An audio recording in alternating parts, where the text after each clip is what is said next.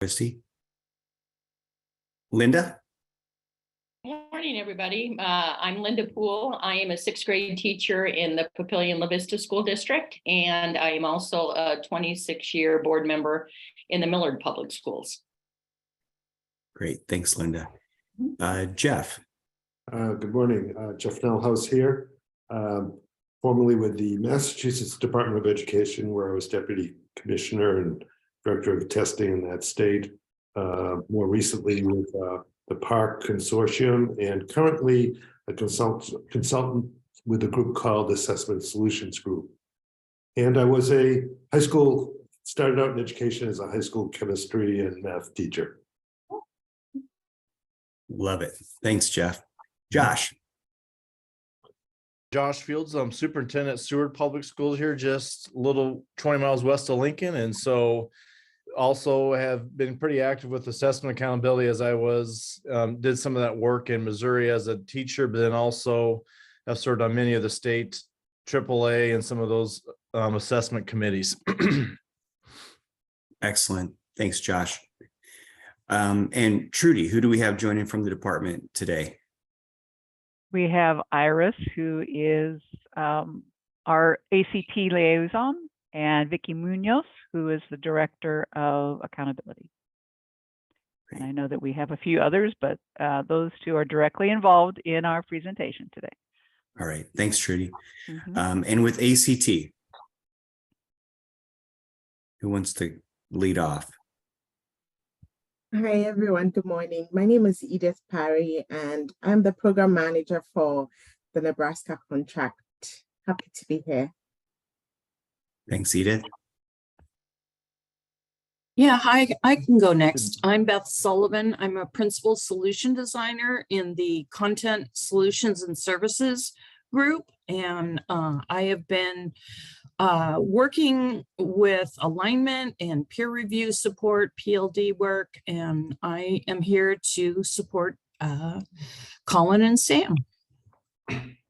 I'll go. I'm Colin Dingler. I'm Principal Policy Analyst on the State and Federal Programs team, and I've been working with Nebraska on their peer review submissions. Thank you. And Sam? Good morning. I'm Samuel Herring. I'm a psychometrician at ACT. I get to work with the operational team on our psychometrics for the most part, but occasionally I get to do some applied work. And then as the lead of state and district support, I get to assist states when they have needs for things like peer review or tech reports. So be here to help with things like this. Great. Thanks, Sam. Okay, welcome everybody. And we are excited to have ACT joining us today. And also Dr. Munoz will be talking about Nebraska's accountability system for the next kind of sections of our agenda. If I could start out just inviting TAC members to provide any comments for revisions, additions, or deletions from the minutes from our March 2nd meeting. I have none. Me either. I thought they looked good. Well done. Yeah. You need a formal approval of that, Chad? In terms of the meeting, I'm not sure that we do, but I'll happily entertain a motion to approve as submitted. I'll approve as submitted. Second. Okay, Josh makes the motion, Linda seconds. Any discussion on that? All those in favor of approval of the minutes, please say aye. Aye. Aye. Any opposed? Any abstention? Hearing none, minutes are approved. Thank you, everybody. All right. So, Trudy, any sort of introductory words that you'd like to make here kind of at the outset before we turn it over to our colleagues at ACT?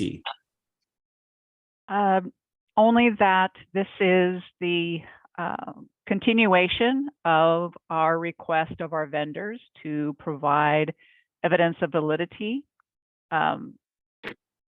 As has been mentioned before, we are looking to most likely submit for peer review specifically for our ELA and SCAS growth test, since we have new standards and a new test based on those standards, new items and so forth. But ACT has in the past submitted, and I'm not quite sure where that's going to come into play with our next peer review. So we wanted to make sure that we invited ACT to have this opportunity, as we have with NWEA and DRC. So Great. All right. Thanks, Trudy. And I should have mentioned too during introductions, do we have any members of the State Board of Education joining us today?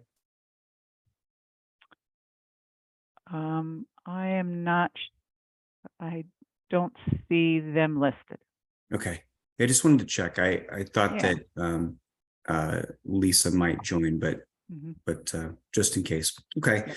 Well, listen, as Trudy mentioned, ACT is currently the program that Nebraska uses for its high school assessments in English language arts, mathematics, and science. And so I will turn it over to, who am I turning it over to at ACT?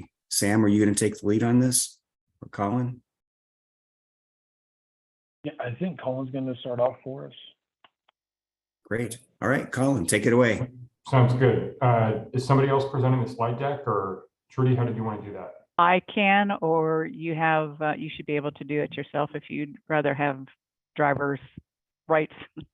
Why don't you drive it so that Okay. we're making sure that you're using the same version, since we were Sure, on the you computer. bet. Let me get that open. So, And as Trudy's opening that up, just as notification, the meeting is being recorded.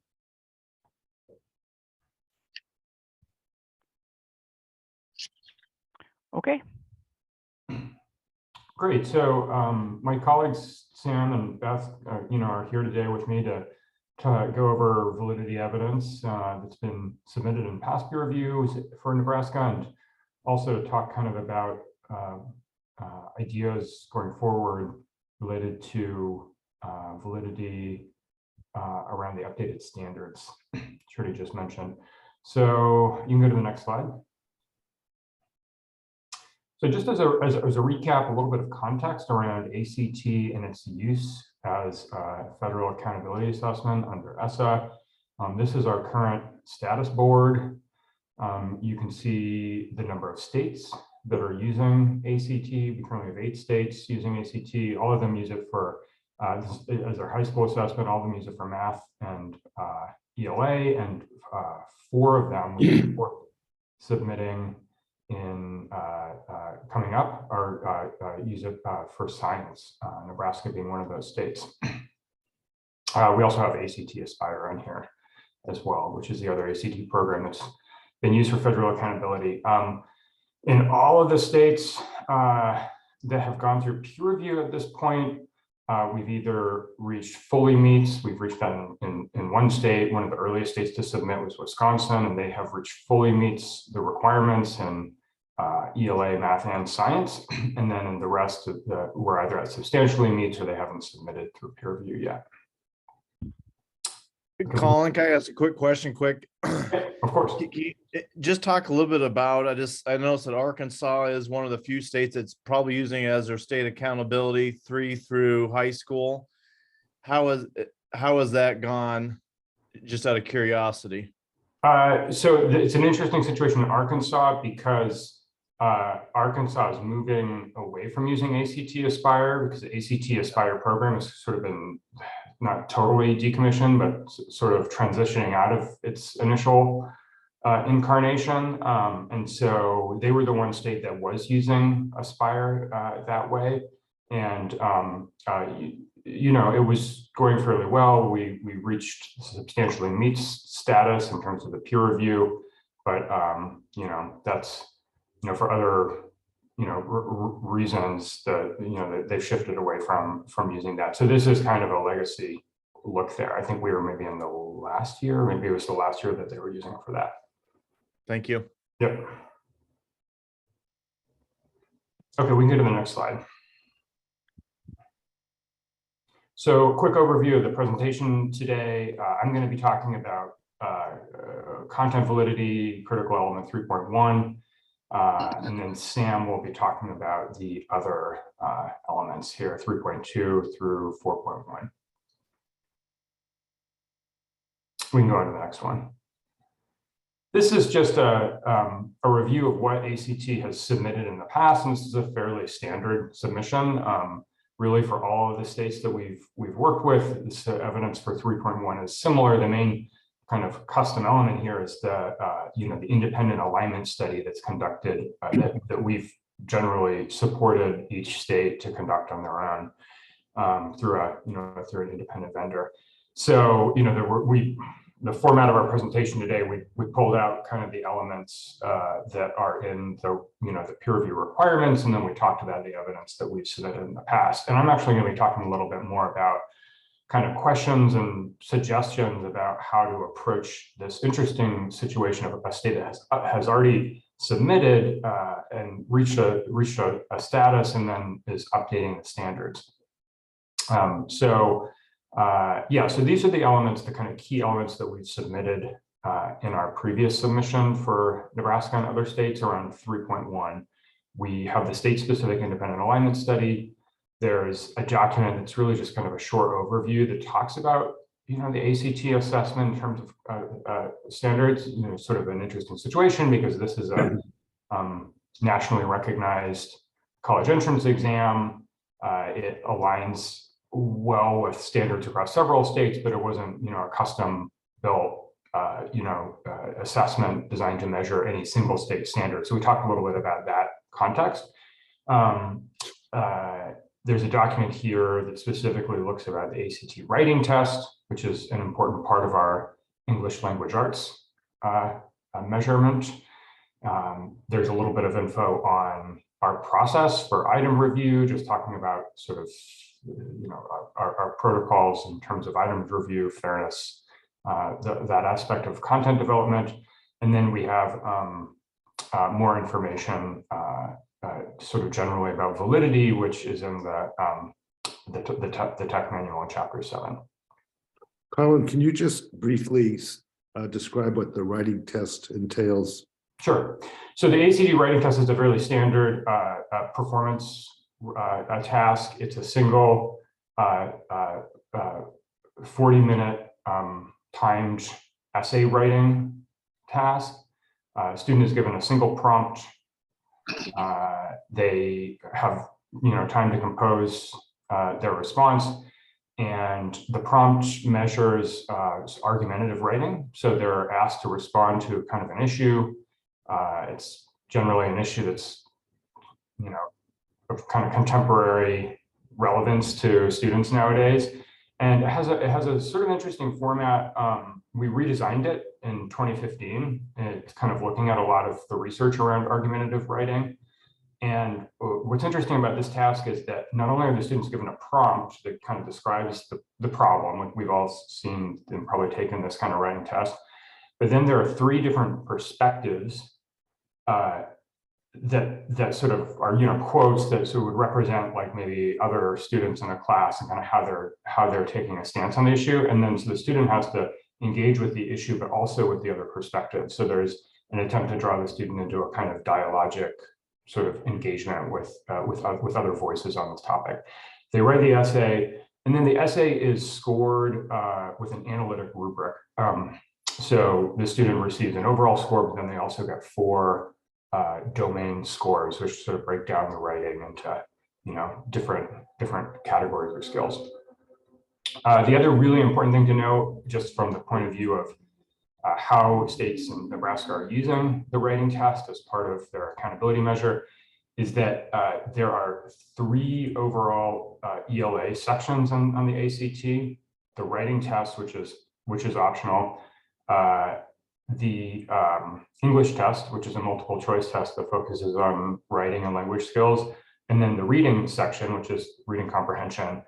And when the student takes all 3 of those tests, like the students in Nebraska do, they get the overall ELA score. It's a sort of combined score based on the average of those 3. And that's the score that is being used, as the accountability measure for English language arts.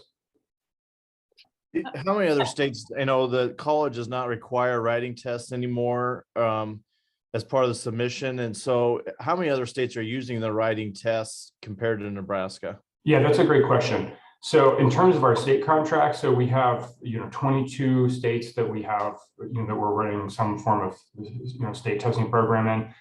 8 of those, I believe 9 actually. So yeah, I believe 9 are using writing. So all of the states that are using ACT for ESSA are using writing because they want to use that ELA score. The writing test really improves the overall alignment to the ELA standards.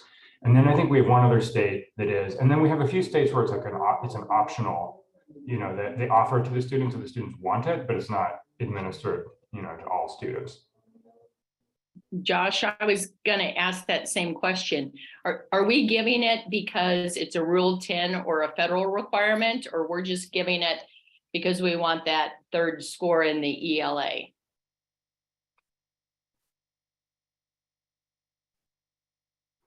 I believe it has to do with the ELA needing to or wanting to have that ELA for accountability. Okay, so we don't necessarily have to give it. That's just a decision that we've made, correct? It's not Rule 10 or a federal requirement. I would have to research that. Actually, I'm not sure on the history behind why we went with writing, but I would suspect it has to do with wanting the ELA score for accountability. Yeah, I would think also that in order to show alignment between your standards and the test, which, this peer review looks for, there would be a big gap if there was no assessment of writing. So right. In terms of the peer review and getting fully recognized by fully approved by peer review, not having writing would be a problem, I believe. That's exactly the rationale that we've seen across all the states that have chosen it. And the sense was that, especially with, the sort of emphasis on sort of the new English language arts standards that have rolled out in the last decade, there really is a sense that having that component of the overall English language arts test was going to improve the alignment and really help with passing that part of the peer review. And I guess I'm not big on peer, I don't know much about peer review, but if that's something we need for that, I guess I can understand that a little more, but I also know schools feel like we have test. And if there was something we could eliminate and it wouldn't jeopardize the peer review, and it's not mandatory, I think that would just lessen up some of the testing time we have to do. But I understand. I think indirectly it is somewhat of a federal requirement if Nebraska adopted ELA standards that include writing. So if it's literacy or reading, writing, speaking, listening, and only one of those 4 components are measured, I think it would damage the alignment pretty meaningfully. Before we move too far away from that second slide, I think it was the prior slide, Colin, could you talk a little bit? It was noted that Wisconsin, I believe, was considered, or maybe, sorry, the slide before. So Wisconsin, it was noted fully meets and everything else was generally substantially meets. Could you talk a little bit about the distinction between this, so substantially suggests that there are some things that need to be changed, and that's noted for Nebraska as well. Are you going to talk specifically later in the presentation? If so, I'll be patient for it. Otherwise, could you talk a little bit about what were the relatively minor gaps that Nebraska would need to fill in to get fully meet on this? Yeah, I was planning to talk about that, but just Okay. in reference to the other states here and especially Wisconsin, since they're kind of our leader in terms of kind of moving through this whole process. What I can say is that the whole scoring process is a little bit opaque from our perspective. In other words, the distinction between substantially and fully I have yet to completely understand it, right? It felt a little bit like, Wisconsin started submitting, they were one of the first states to submit, and each subsequent submission, it was like sort of chipping away at the list of things. There wasn't a really long list because I think that we started out in a very strong position. But then, can you provide this additional document? Can you provide this additional evidence? If you're familiar with the process, there's a sort of request for additional evidence, and then we have provided that. And the last round, it was in 21, the beginning of 21, I think, that Wisconsin heard back that, or maybe it was just last year, that they had finally fully met it. As you can imagine, the states are really submitting quite similar evidence because the ACT assessment really has, the parts that are state specific are really around the alignment, those pieces, but a lot of the states have very similar standards. Wisconsin is using a version of the Common Core, and several of the other states you see on the screen are using versions of the Common Core.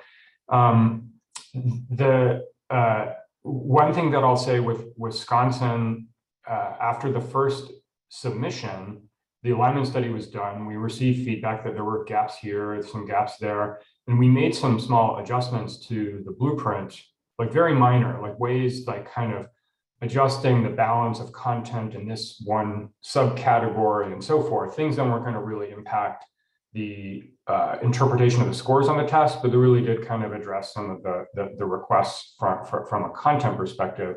We then documented what those changes were and submitted that evidence for Wisconsin and also for all of the other states, because we figured that, of course, any state going through peer review, they'd want to know that information.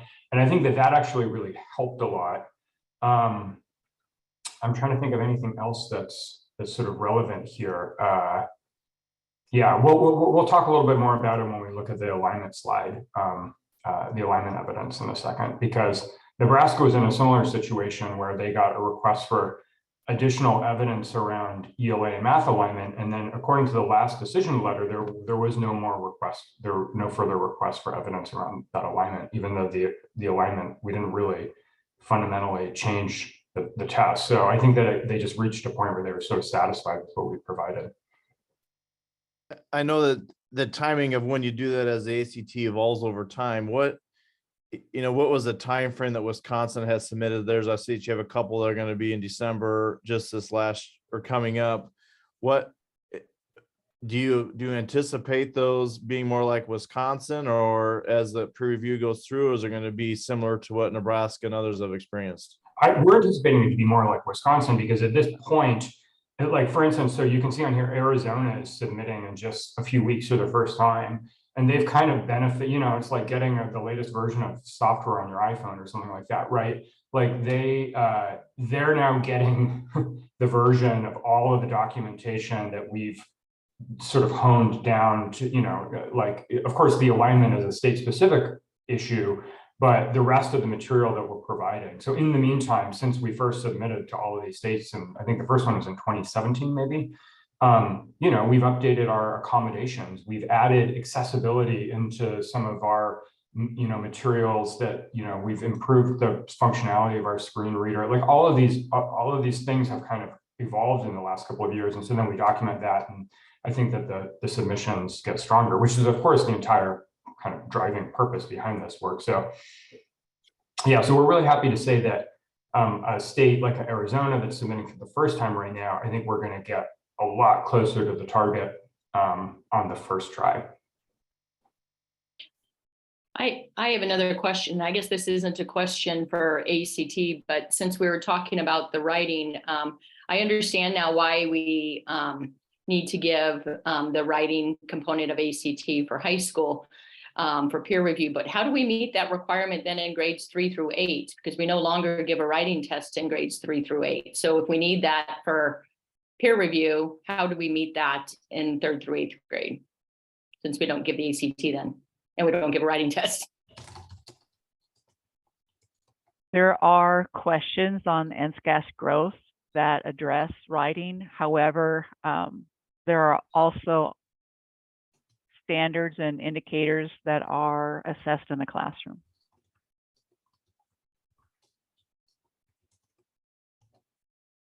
So it's just the district submitting CSA data on if the students met those standards then? We are relying on the districts to address those standards as we do with other standards that are measured in the classroom.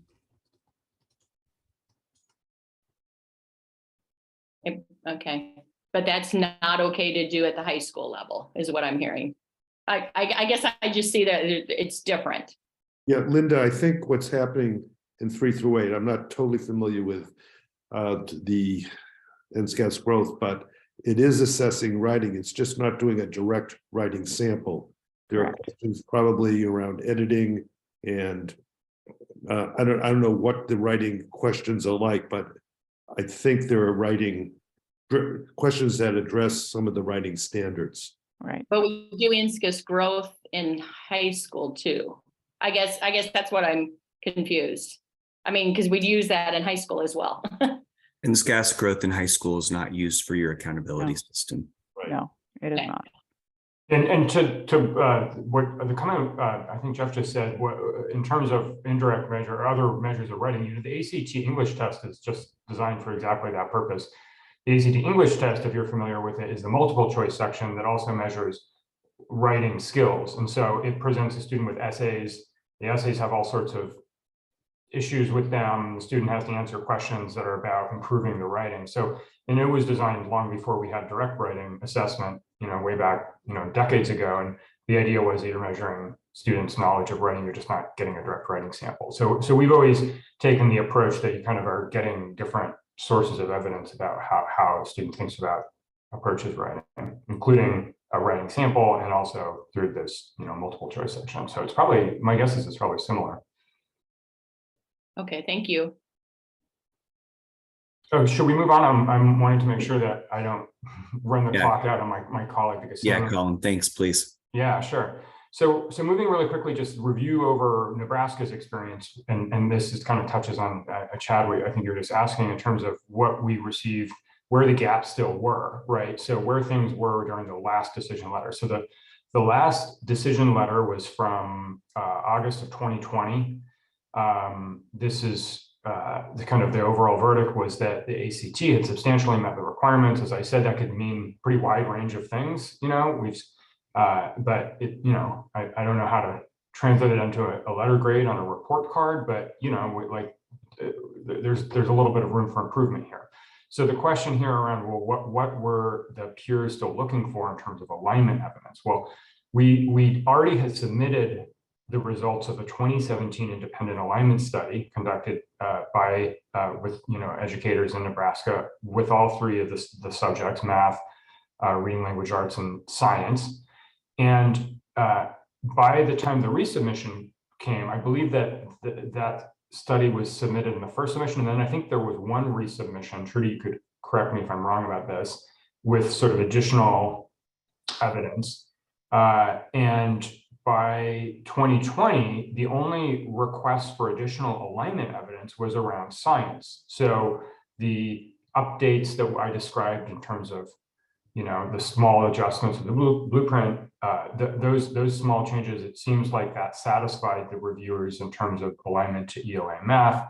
There was a request for additional alignment in science. And of course, this is sort of the generic boilerplate that you see anytime. We've seen this in every state when they've asked for more alignment evidence. It just says, provide more evidence of adequate alignment. It doesn't go into any of the specific areas.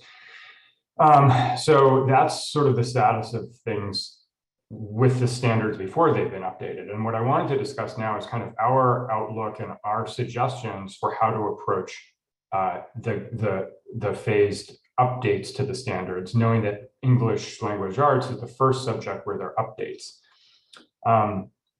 So I went back in. I'm not sure how familiar everybody is here with the sort of small print inside of the U.S. Department of Education's peer review guidance document. This is the document from 2018 that they provide to the states, is kind of like, the playbook for how to go through peer review and how to kind of interpret all of this policy.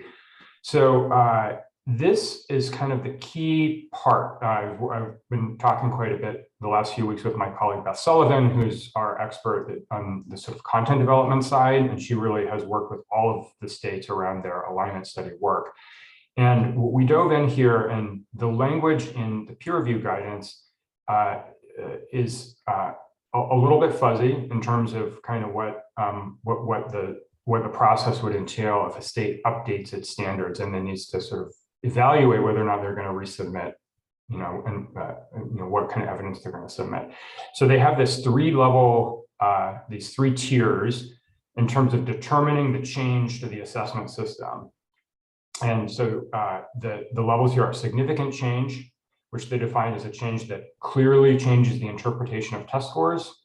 And that would sort of trigger a complete peer review across pretty much most of the critical elements. The middle level is an adjustment, and it's helpfully described as a change between the other two. And it may or may not require a new assessment peer review. And then the smallest change is an inconsequential change. It doesn't impact interpretation of test scores. It's really just some kind of like some sort of very minor update. A new assessment peer review isn't required.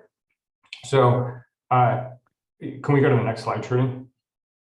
The question that we started exploring was, well, what would an adjustment look like, or a significant change look like with respect to a state updating its content standards?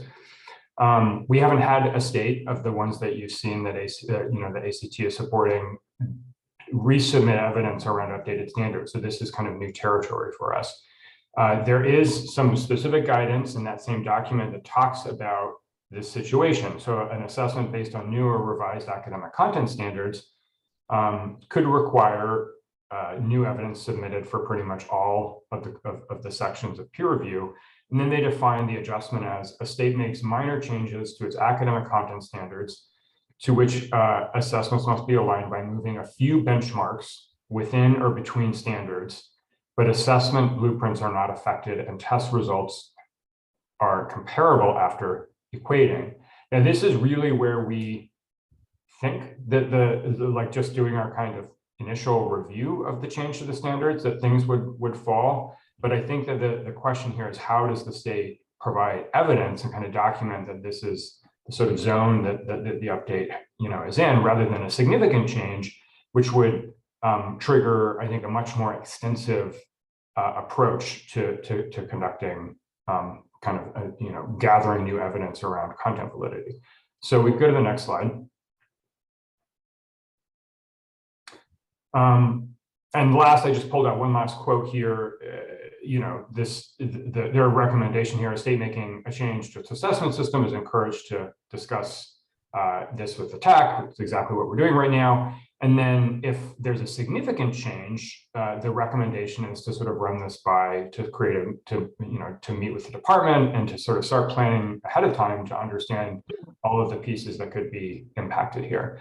So given all of this, our recommendation, our sort of proposal in terms of determining which level of change we're talking about here and kind of validating that, is to conduct a formal crosswalk study, not an alignment study, but to really do a sort of detailed crosswalk of the old standards to the new standards, with the aim of kind of objectively documenting the amount of change, right? So some way to sort of demonstrate that X% of the standards have changed, Y% have remained the same, something to really kind of like illustrate the scope of the change so that it can be determined whether or not it falls inside of that golden kind of sort of middle level, which is, I think, where we would hope things to be.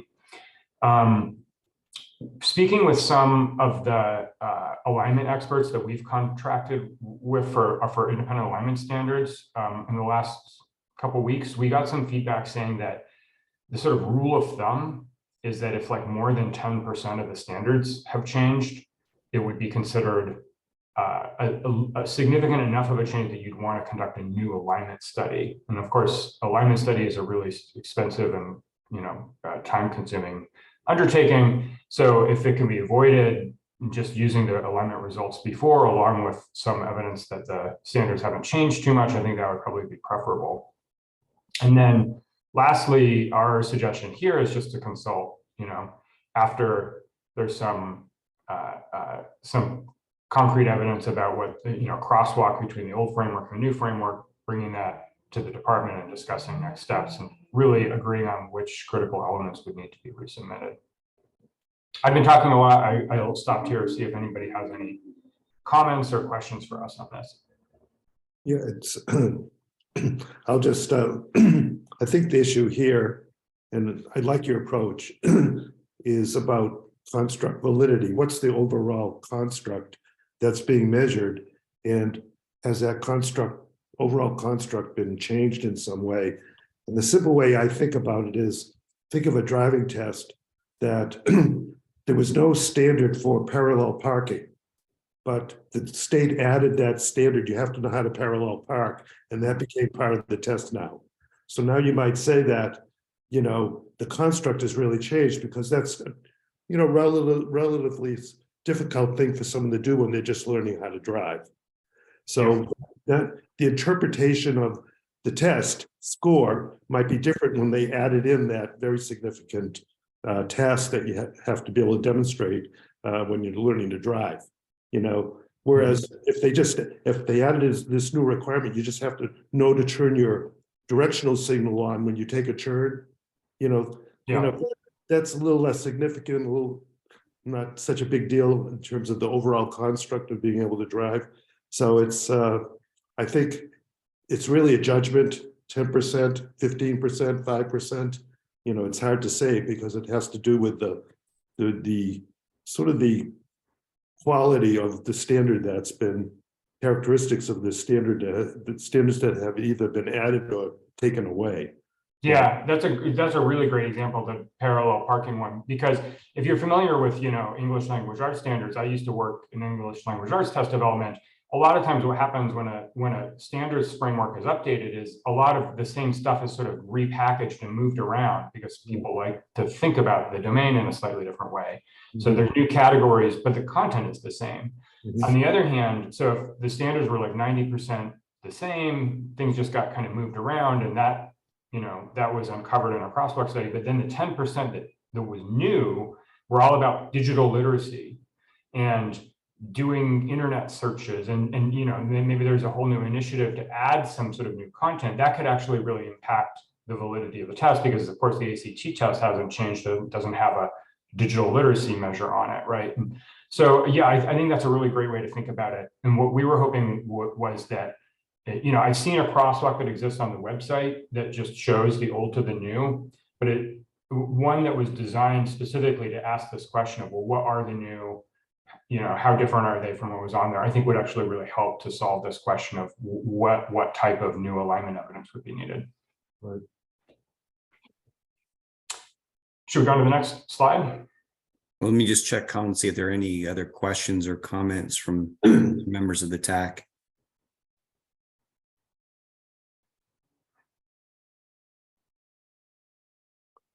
I'm good. Yeah, go ahead. Thanks. So that's I think I've pretty much covered all of this. If the change to the standards is considered significant, then there will probably have to be some new alignment evidence gathered. And so the options for doing that are to conduct a new alignment study, similar to the old one. And another option that could be discussed is using a crosswalk with another state's standards. That idea has come up. We've heard that from a lot of different states asking if they can do that. Our correspondence with the team at the Department of Education that sort of runs peer review has been that really only works if the new Nebraska standards are like nearly identical to another state's. So it wouldn't really work if Nebraska's new set of ELA standards were 70% aligned to another state. That's not going to be a very viable approach. So it would be great if it would work that way, but it would have to be another state that had pretty much identical standards. So just wanted to share that, since we've had some communication with the feds around that.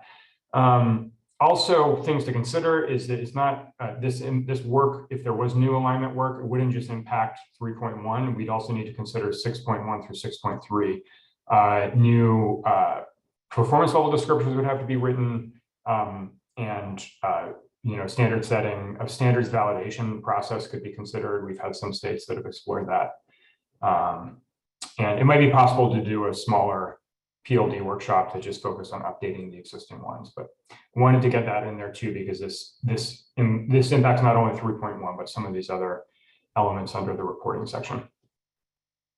I think that's the end of my section, and I took a lot more time than I was planning to. So if there's questions, I can answer them, or we can hold them for the end to make sure that my colleague Sam gets to talk. So maybe just a quick question. I think this might be for Trudy in the department, but Trudy, to what sense do you have that the changes to the ELA standards will be more meaningful than that 10% threshold that Colin mentioned? Marissa can answer this better than I, but I believe that there's more of significant changes around the writing aspect. But I invite Marissa Pezant. She is our TLA leader officer, and she has worked with the standards in the past. So Marissa, could you provide a sense of this for me, please? Yeah, so like Trudy said, I think a lot of the changes that you'll see between the legacy standards and the 2021 version that was approved by the board is a couple key areas. Writing for sure. The groups that worked on those revisions felt very strongly, and that it was a long time coming that we had a much more explicit sequence of grammar usage and mechanics to support writing, more of a developmental sequence that you've seen that we've done in the past. And then just more like firmer expectations around complexity of text. I don't think that would have much bearing on the creation of new items, because NWEA has always done, and ACT have always done a great job of matching the complexity of text with a grade level expectation. So that you'll see in there. And really the new standards are just aligned to the instructional shifts that you see with Common Core. And those have to do with text complexity. And also you can't leave out of the conversation the K-5 Foundations of Reading. Those received quite an overhaul, very much more aligned to what we know about the science of reading. I know that doesn't have big impact on NSCAS starting in grade 3, but yeah, those are some of the big changes that we made. Thank you, Marissa. I guess maybe this isn't the right time, but I do think it's important to state that in the state of Nebraska, the practitioners and the people, administrators, they have a strong sense of ACT and have really liked it. I think that Iris from the department has done a fantastic job of kind of being the liaison between ACT and the teachers and the administrators. And I think the ability to have that college component has been very successful in the state of Nebraska, where when this was originally discussed way back when, I think it was, I don't know when the first year was, but giving kids that maybe never thought about going to college or having the opportunities to even thinking about after high school, a post-secondary type of ability to attend college has really made a big difference in our state. And so I think, I know that there's going to be some bumps along the road here as we change this, but I just wanted to say overall that we have been very happy with ACT as a state.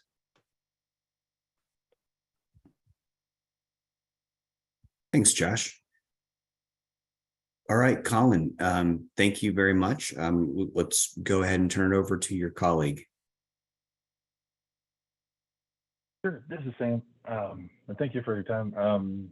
Just 1 second. Would you mind if I begin sharing? I'd like to flip back and forth through a few of our slides and point out a few documents. So there you go. No. You should have ability to share. Mm-hmm.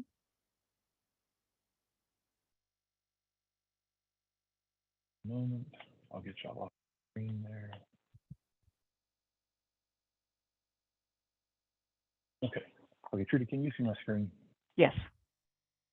Okay, great, thank you. Okay, so I think I've left off at the point right here where Colin was speaking, and I'll pick back up what I'd like to do.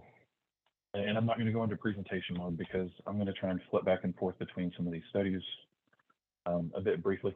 I did just want to thank Josh for the comments there. I think I fall into that category of the student who did not feel adequately prepared to go to college or have much interest in it, but you know, I had opportunities, made it to college, and trying to help out in education. So I always appreciate when people are looking out for folks like me. But what I want to do here, I'm going to walk through critical elements 3.2 through 4.1. Okay. And so these validity points right here, we basically are pulling these from what was our chapter 7, our validity chapter in our technical manual. And just a little bit of context here. Before 2019, ACT had not had them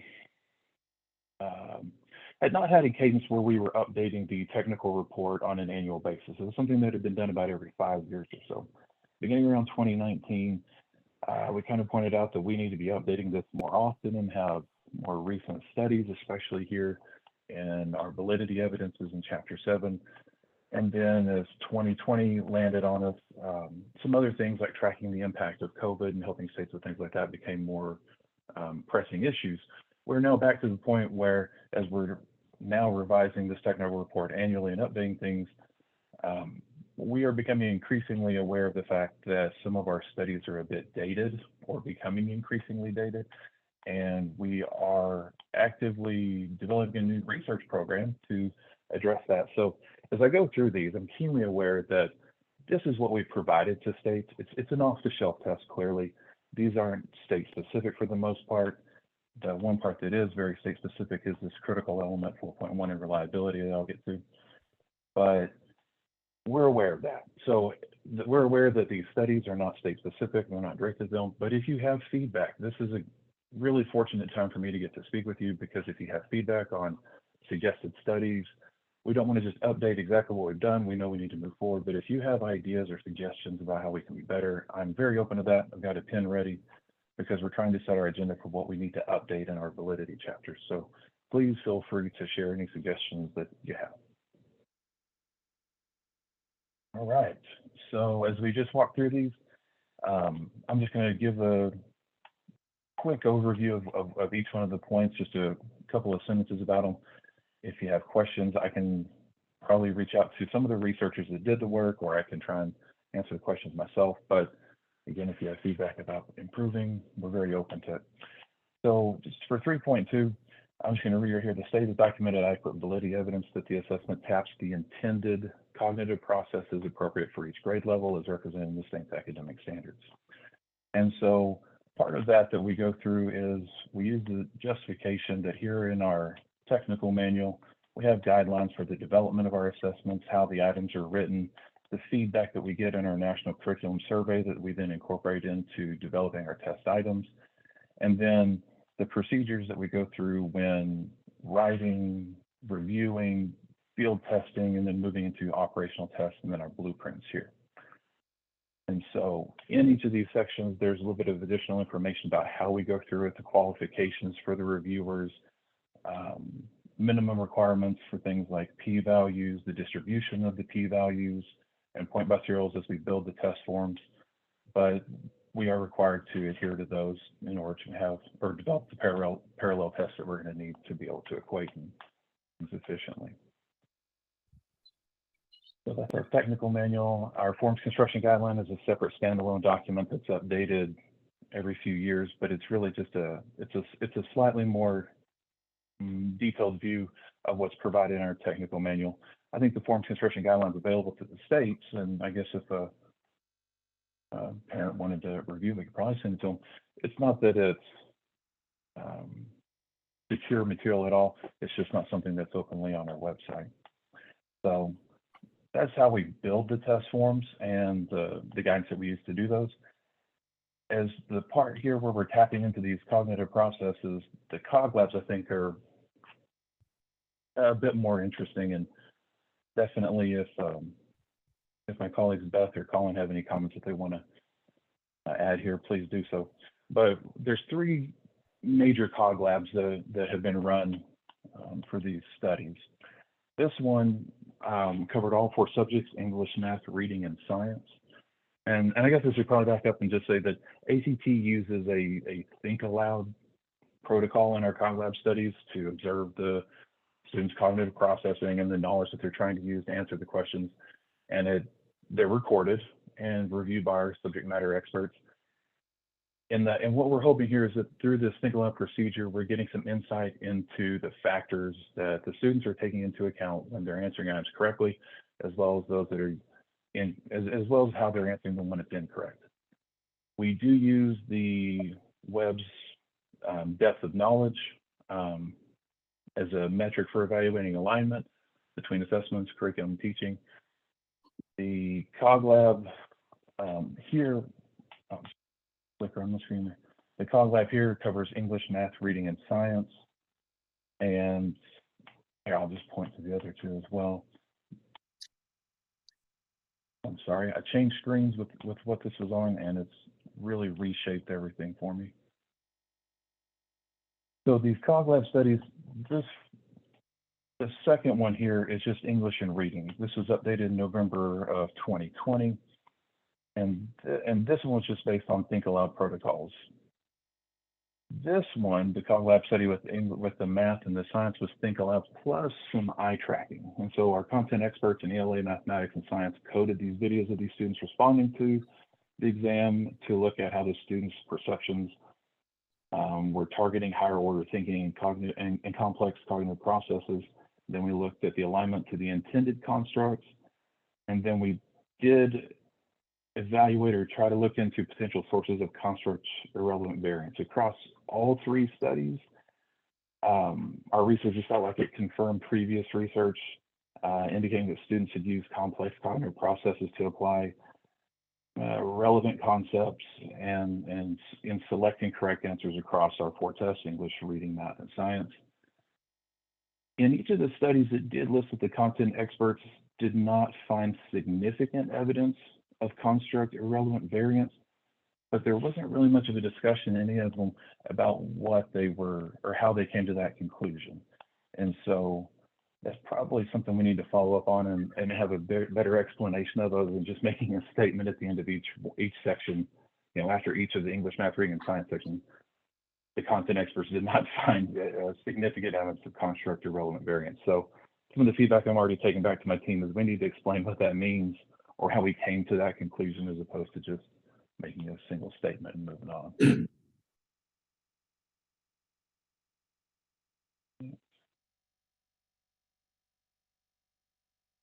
And then validity based on internal structure.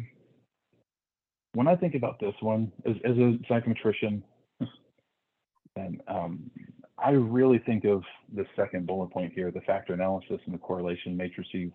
And then we decided to put in the diff. Maybe I'm oversimplifying here, but I do think of factor analysis and correlations as kind of the basics, the building blocks for developing an argument of internal structure. But I did like, one of our predecessors did point out that diff was an important part of this, because we just wanted to make sure we were not, significantly disadvantaging or advantaging any particular group over another. And so we do conduct, each of these analyses are conducted nationally and on state district assessments. But we also do this individually for the states. And I have a little write-up here that I'll show you that we use. Just kidding, it's a Word document. And so when we work with the states, this is basically the one major state-specific document that we can provide to them. Not all states request all this information, but we try to just keep it standard and provide it to them. I'll walk through this in the reliability section a little bit more, but it's just summary statistics here. When we get down to the correlation matrices, this is state-specific.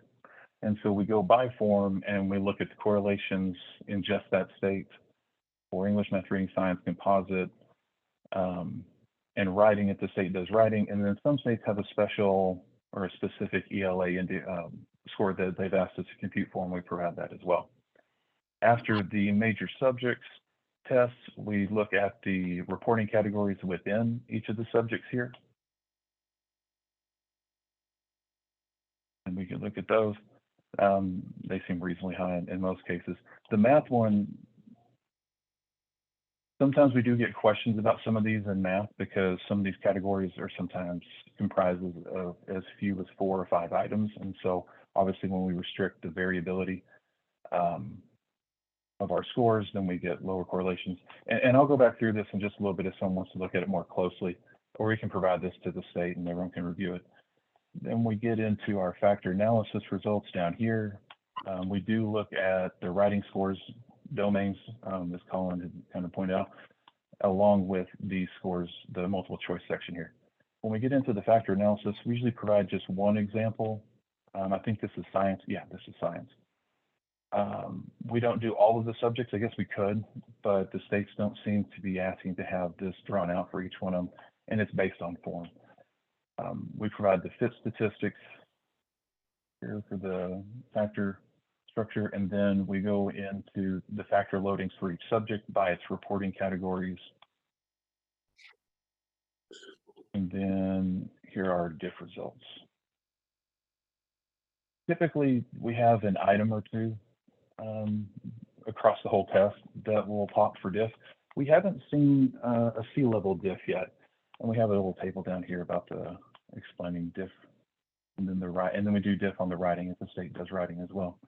But we don't tend to have very many items that come up in diff in the operational analyses. We do this obviously in the field testing. We check for diff. We don't use items that have C-level diff. Any item that pre-tests and exhibits possible diff is reviewed for use, but we rarely find more than 1 or 2 A-level diffs here in the operational data. And then we have our writing generalizability study, and this is a fun study. It seems like at times. So in 2016, we decided to revise how the writing was scored, and we added 4 different domains to it. Oh my goodness, Colin, I've just forgotten the names of each one of these. Oh, okay. These are reporting categories. I'm sorry, Beth probably could help me as well. This is ideas and analyses, development and support, organization, and then language use and conventions. And when we move to this rubric scoring, as opposed to just scoring the essay is on a rubric between 2 to 12, we move to these domain scores, and then we would average these out across the domains. And the point of this generalizability study was we wanted to look at these, and these are pairs of schools. I won't go through the whole thing, but we were trying to look at the effective weight, the relative utility, I guess, of each one of the reporting categories in this. And I guess the salient point is we wanted to make sure that no one of these factors was overly influencing the score disproportionately. We needed to see if we needed to weight it. Admittedly, they do vary a little bit, but it's not significant.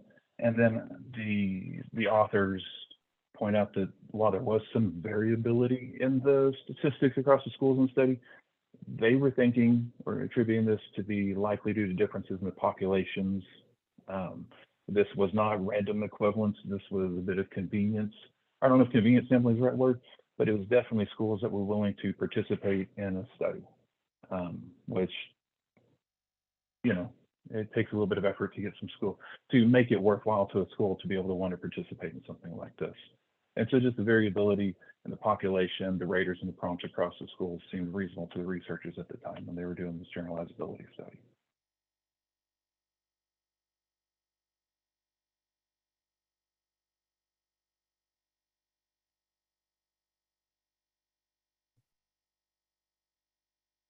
Right.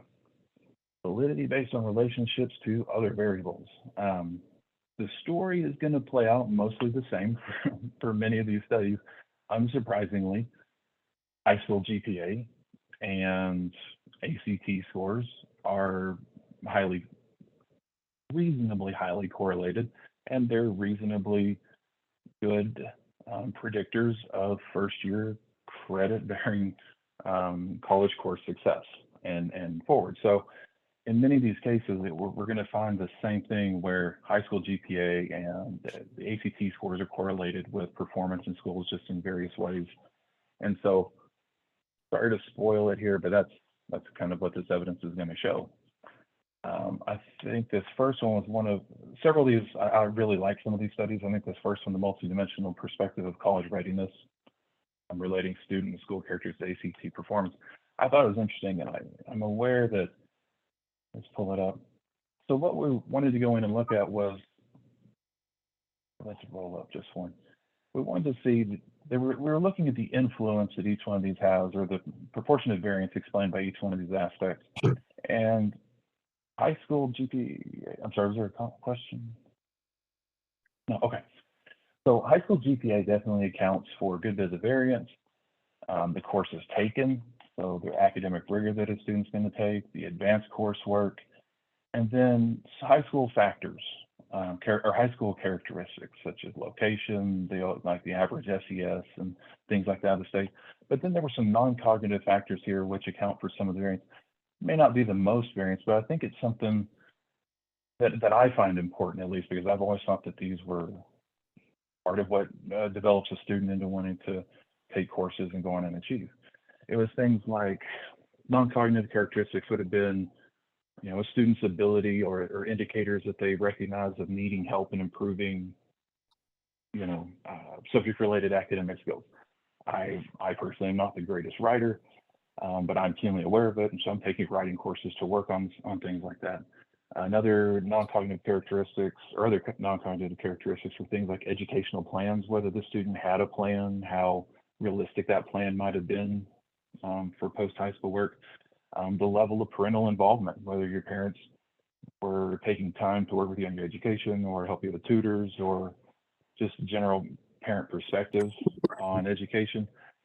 And then perspective or perceptions of education, the value of education, what your parents or caregivers might have achieved in their lives, and then taking the ACT test prior to the senior year.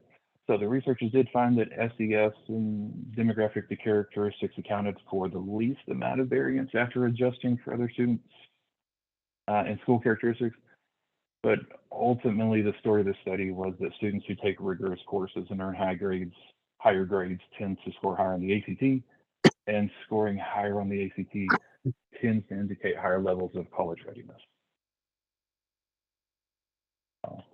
But I definitely like this one because I think taking into account, self-awareness, educational plans, parental involvement is I think important to success in college. So put my narrative, I guess I should say that. The influence of achievement in core high school courses on ACT. This study was conducted to examine the extent to which ACT scores are predictive by measures of achievement in high school courses, controlling for pre-high school academic achievement. And the results of this, it was multiple linear regression analysis. The author suggested that it supported the claim that the performance on the ACT is influenced by achievement in high school courses from the core subjects of English, mathematics, social studies, and science. But I want to point out, this is one of the ones where I'm very aware that this is dated. And you can tell because we have ACT Explorer and Quality Core tests in it.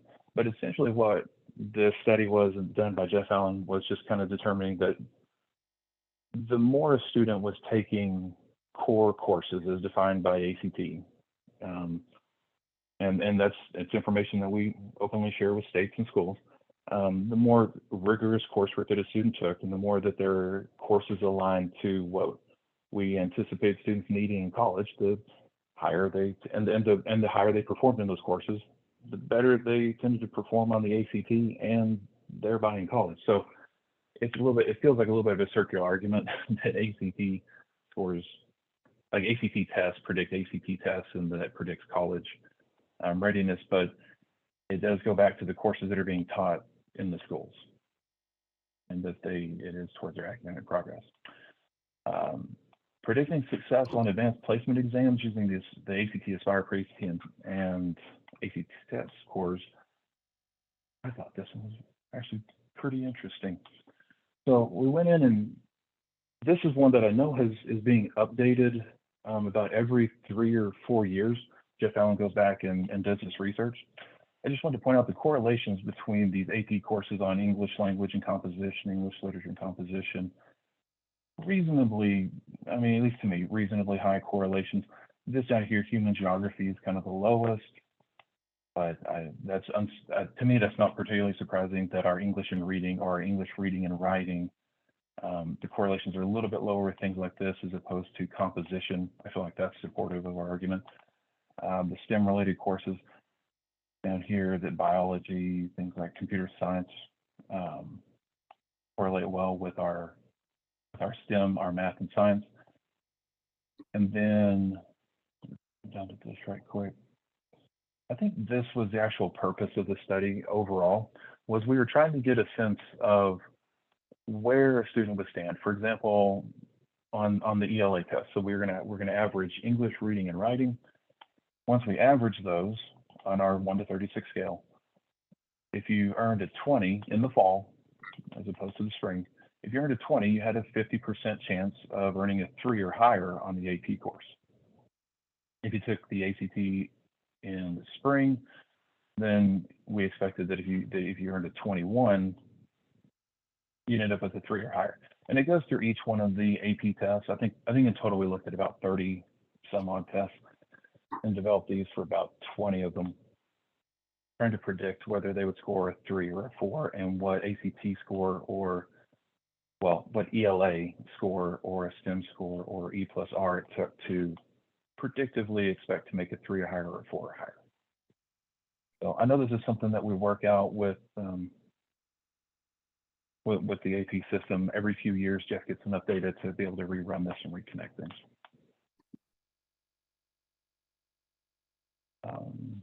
Leading academic assistance, multidimensional perspective on college readiness. That's the same one we had up here. This one was dropped in by a previous colleague.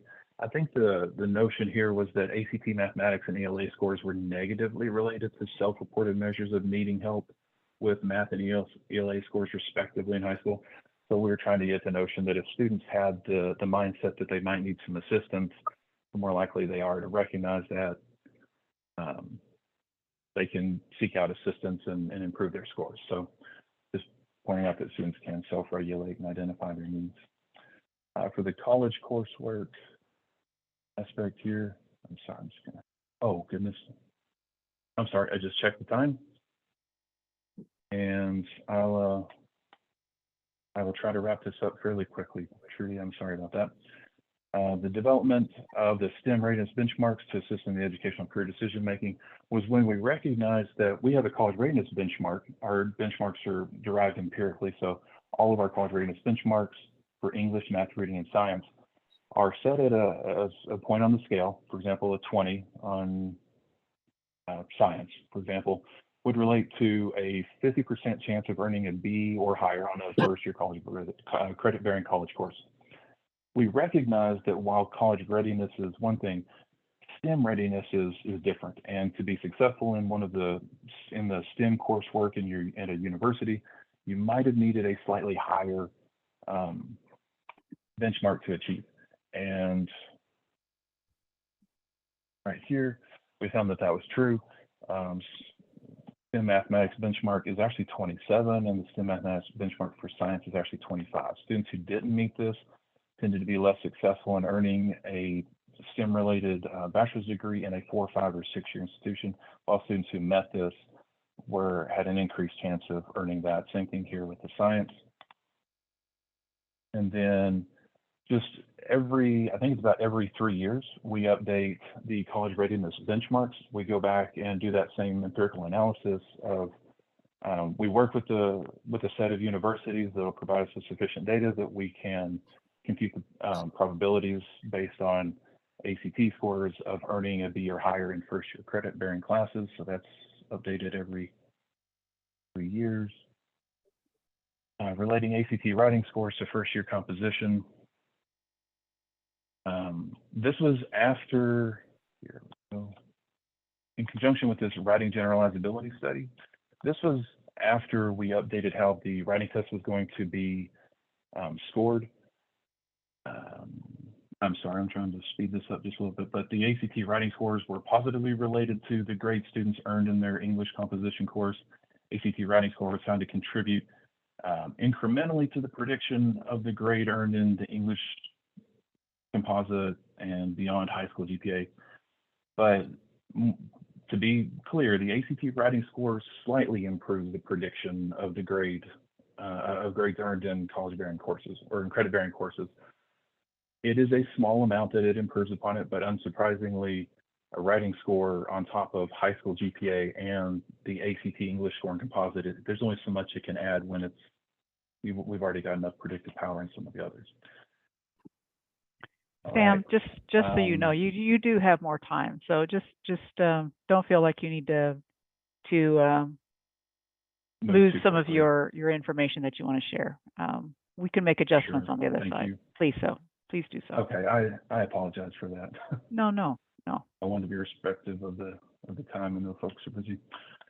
The Who Goes to Graduate School, tracking the 2003 ACT tested high school graduates for more than a decade. This is a study that was published by Chris Mattern and Justine Redenzel in 2015. So we looked at a cohort that moved through, from 2003 through graduate school, and I really like this.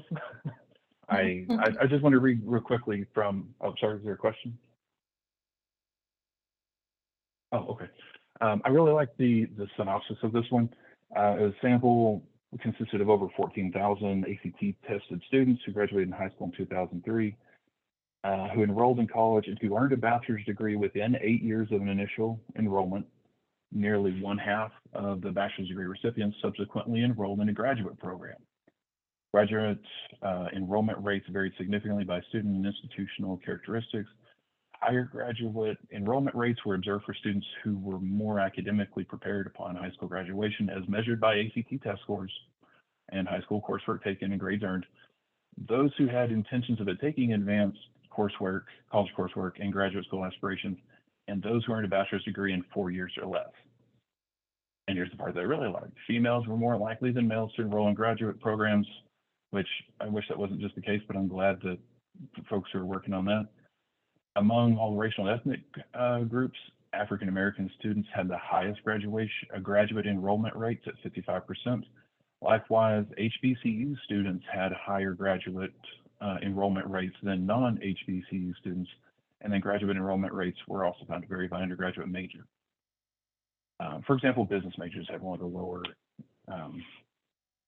graduate enrollment rates, whereas something like biological sciences, biomedical sciences had one of the higher rates.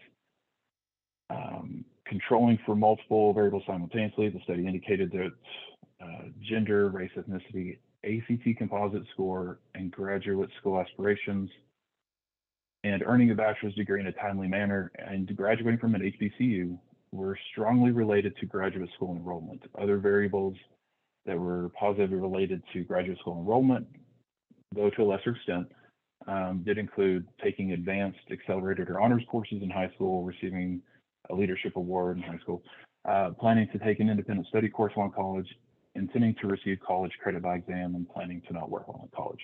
But I really took heart in this. I like that we were tracking students over a longer period of time and trying to understand who goes on to school and why some of the factors that might have influenced them. Unsurprisingly, students who perform higher on the ACT overall just do tend to go on to graduate school more often.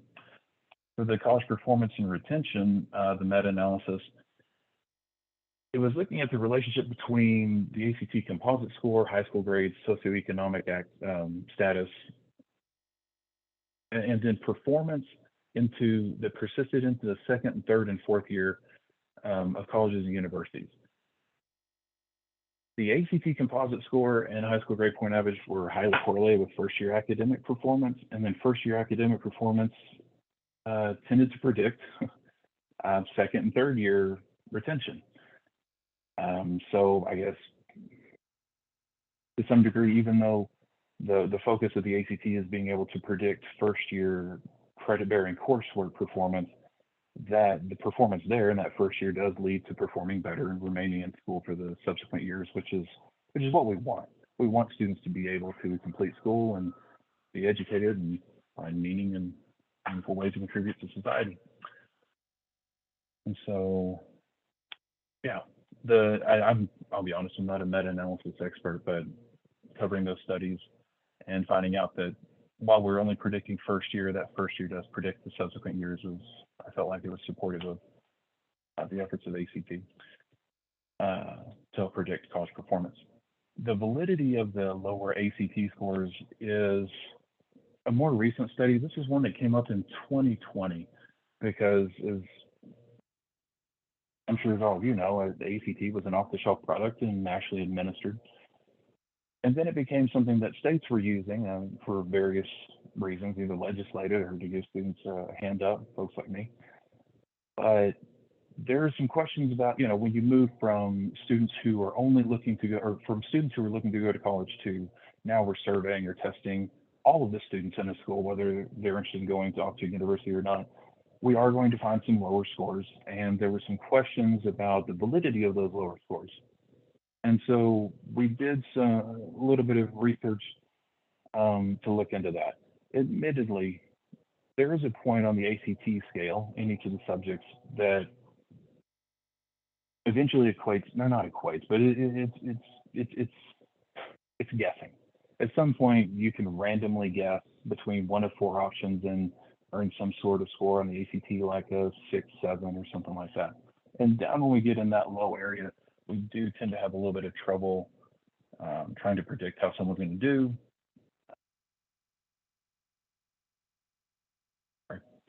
And so we need to acknowledge that sometimes when we get down these lower score points, when we get closer to guessing, while our scale is designed to have a fixed standard error across the whole scale, we are not able to predict college performance as well when we get down into guessing.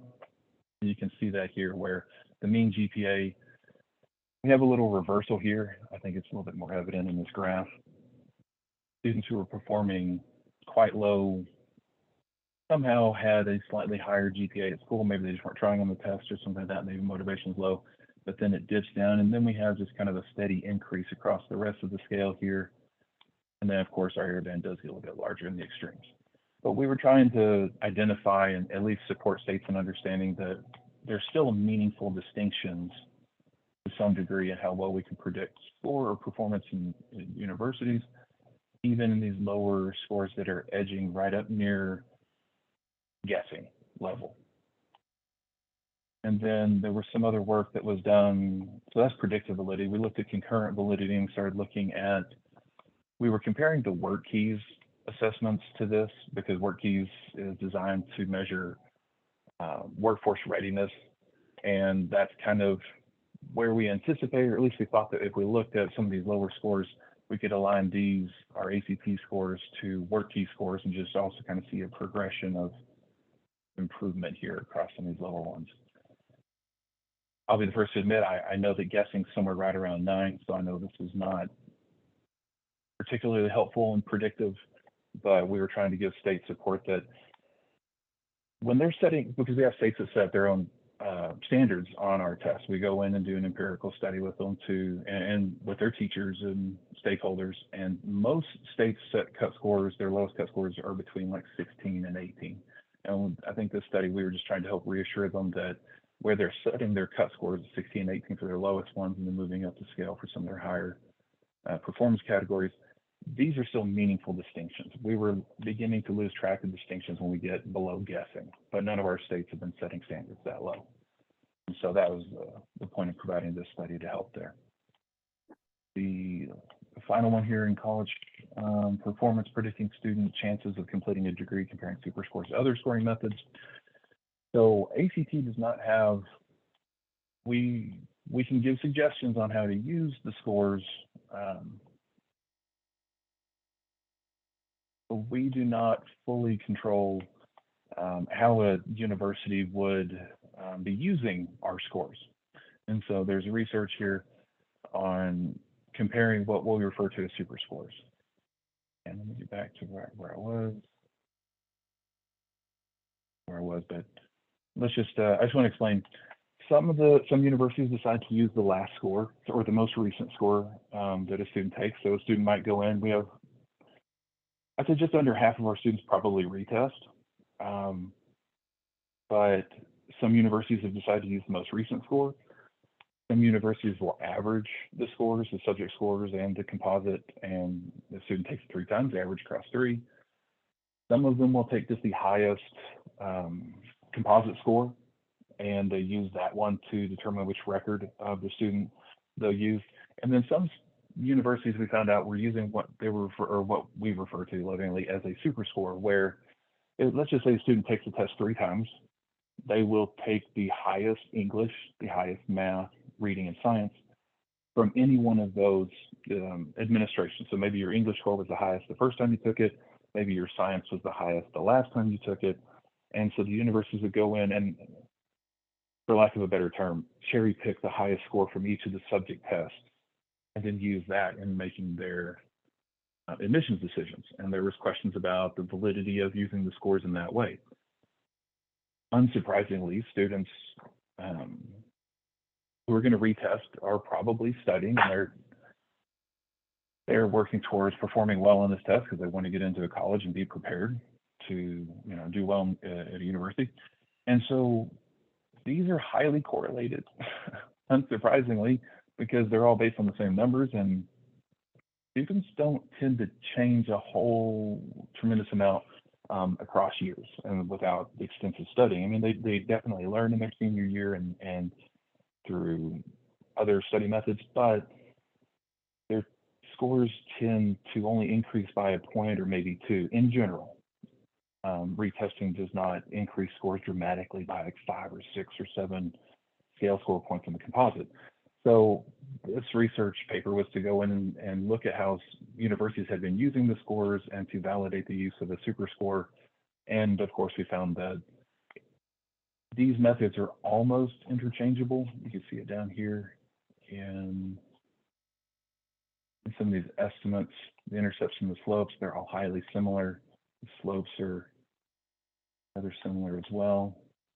And we'll be glad to provide any of these studies to folks. I know people are trying to read this quickly as I'm flipping through it, but we felt like, or at least the researchers felt like, these were reasonably close or reasonably similar, that the scores are almost interchangeable, and the universities needed to just be judicious in the way that they determined how they would select their students, their admissions criteria. And there we go.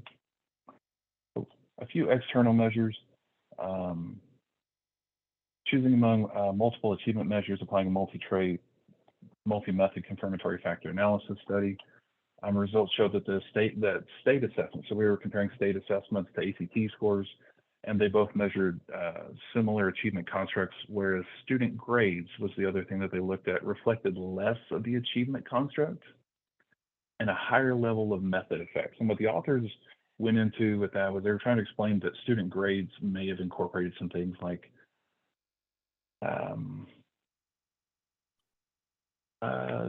a classroom assessment might have multiple choice items, but also some open-ended responses. They also might include things like portfolios, task-based assignments, class participation, attendance, and some degree of subjectivity in judgments about the quality of student performance or improvement. So grades may reflect a level of organization among students, like completing homework and project assignments over the course of the semester that is not required, or that's not going to be evidenced by a single administration test, such as the state test or the ACT.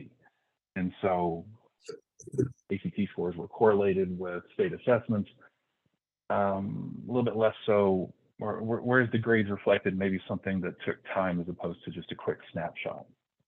But they felt like this was supportive of using the ACT. Different assessments and different results. A cautionary note when interpreting state results is a brief provided by our researchers right here. And this was in response to some findings on NAEP and some other assessments where a state might look, based on NAEP results, it might look like the state, maybe the majority of students are proficient in math, whereas then when they looked at a state assessment, you may not have had the exact same percentage of students considered, passing or acceptable, levels of achievement. And then you compare that to something like the ACT on top of it, and then you get even more variability. And I think there have been some questions from some states about, how do we have such different trends in these things? And this larger every time. This study was used to kind of compare the fact that, the test might be designed differently, the standards are set differently. We're not using something like a bookmark procedure, we're using empirical evidence.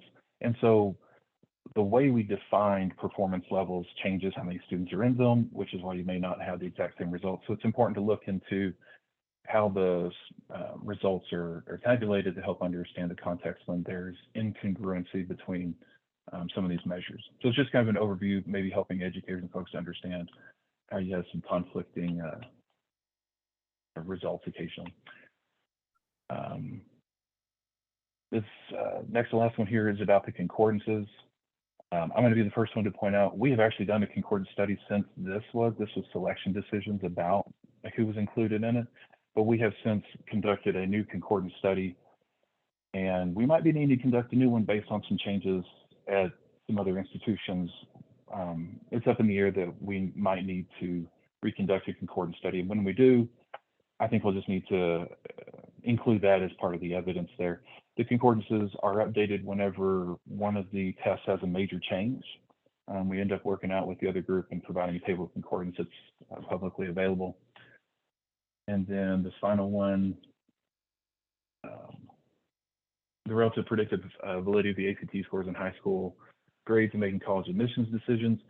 This is a little brief.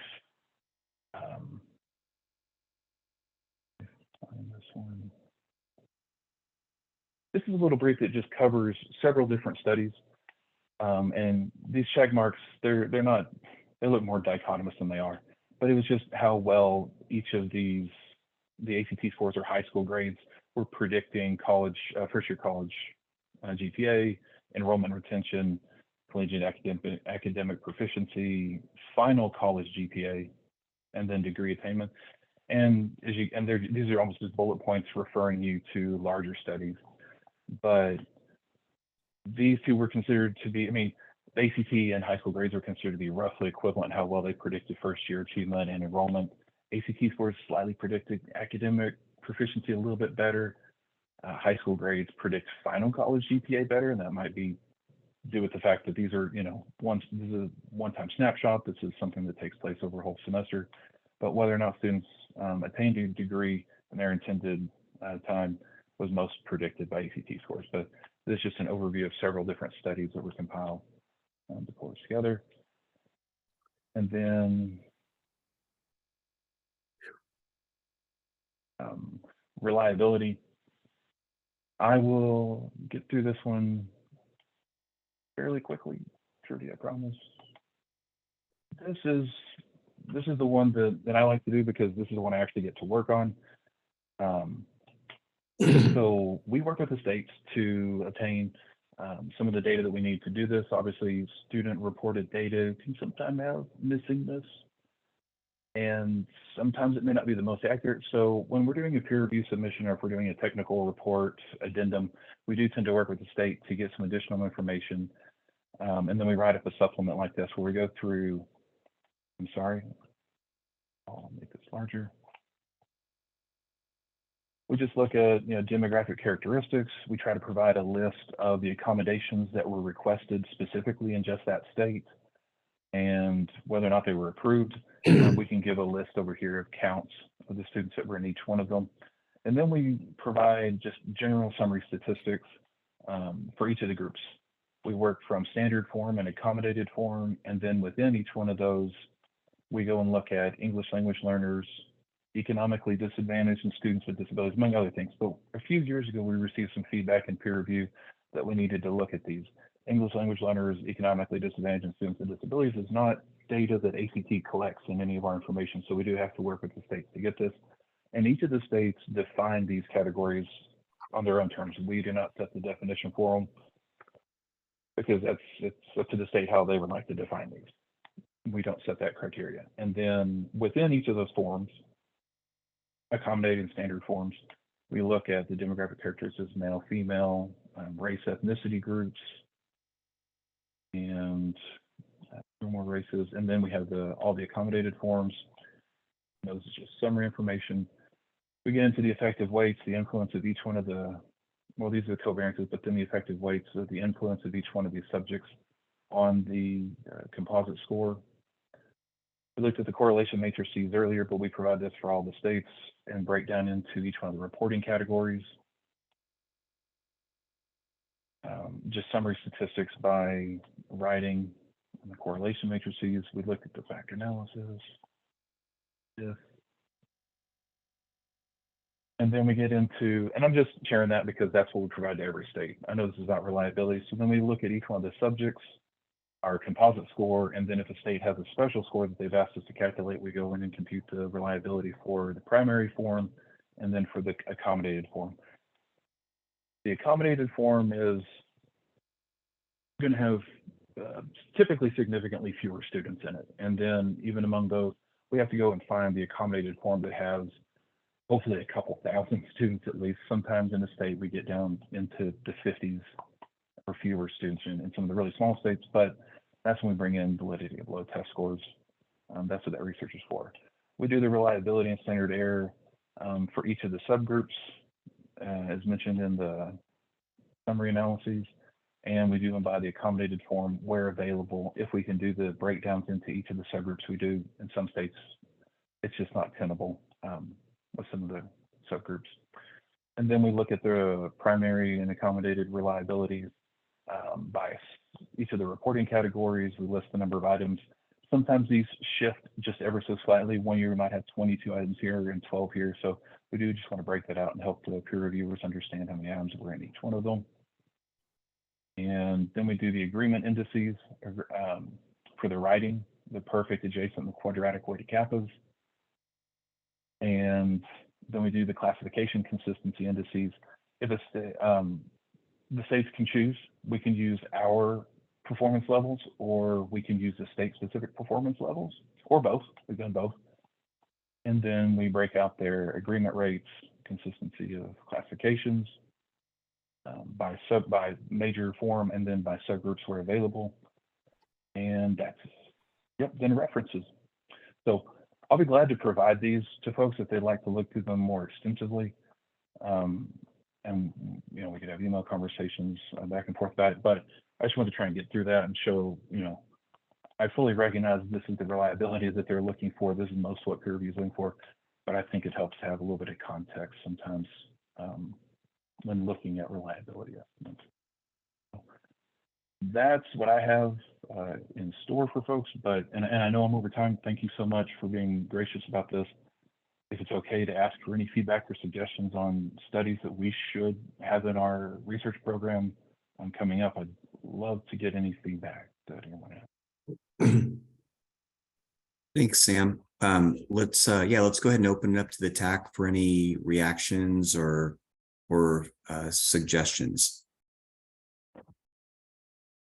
So I just have one question about, this being an off-the-shelf test, and all the research and data are generated for a larger population than just Nebraska. So I'm just wondering if ACT has done any state-specific studies to show that there isn't much variation between what you do nationally and what the statistics might look like for a particular state.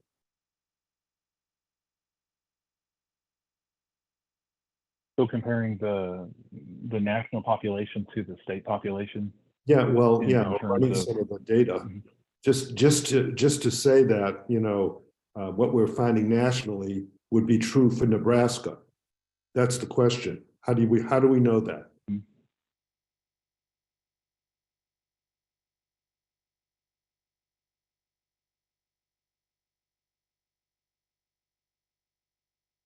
I'm sorry, I'm just writing down a quick note.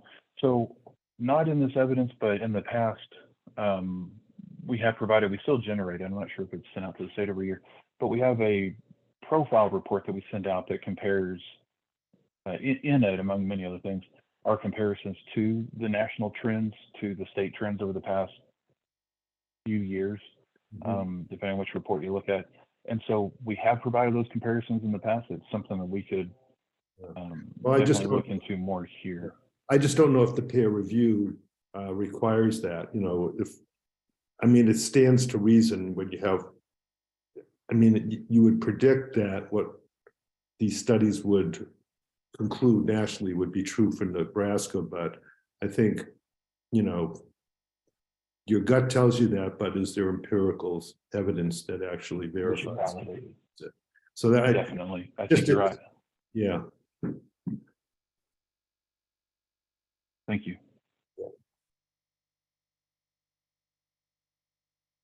Other comments, questions, suggestions?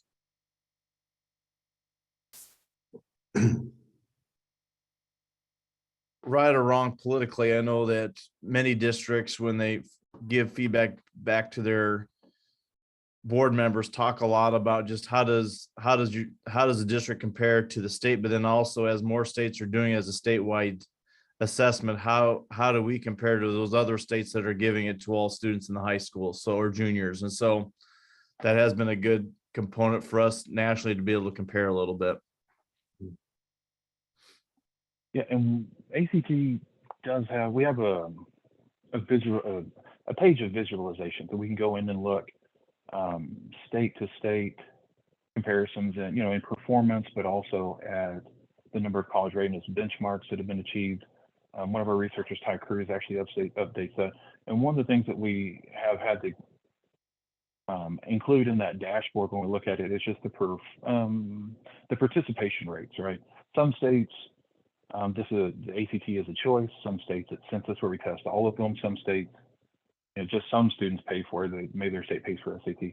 And so when we look at state-to-state comparisons, we always want to condition on the participation rate, and that's included there. So we could walk through that sometime with any of the states. Maybe we should be pulling out some of that evidence and just show, if the states wanted to, how their states compare to other states that have maybe similar-ish curriculums and participation rates, things like that. But it is something that we do look at and we walk through the states with in annual data release meetings.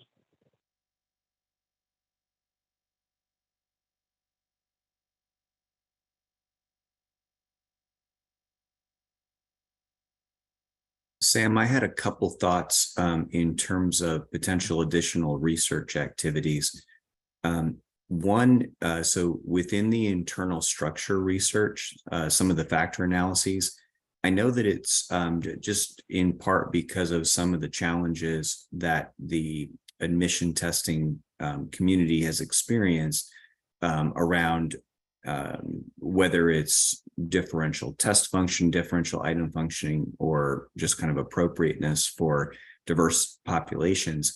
One of the things I've started to see are more population invariant studies to basically do factor analysis for the same sorts of subgroups you would do for differential item functioning to try to demonstrate that the factor structure is stable across different populations because of some criticisms around our diff methods oftentimes are using the instrument itself as a conditioning variable. And so the circular logic is that if there are problems with the instrument and we're using that as the conditioning variable, are we masking potential differences for different populations? So I think that's one thing. Again, I don't know. I think, and I should preface this by saying, I think in terms of a lot of the research that you're doing is very, best practice within the industry. So I'm not suggesting that what you're already doing kind of within the internal structure area isn't actually quite robust relative to what we see in a lot of programs. And so I do want to commend you and the ACT team on that. The one area where I do think there is a bit of a gap is in the area of relation to other variables. And again, the history of ACT likely drives this, but the sort of criterion variables that are being evaluated, or whether concurrently or as predictive, tend to be post-secondary education.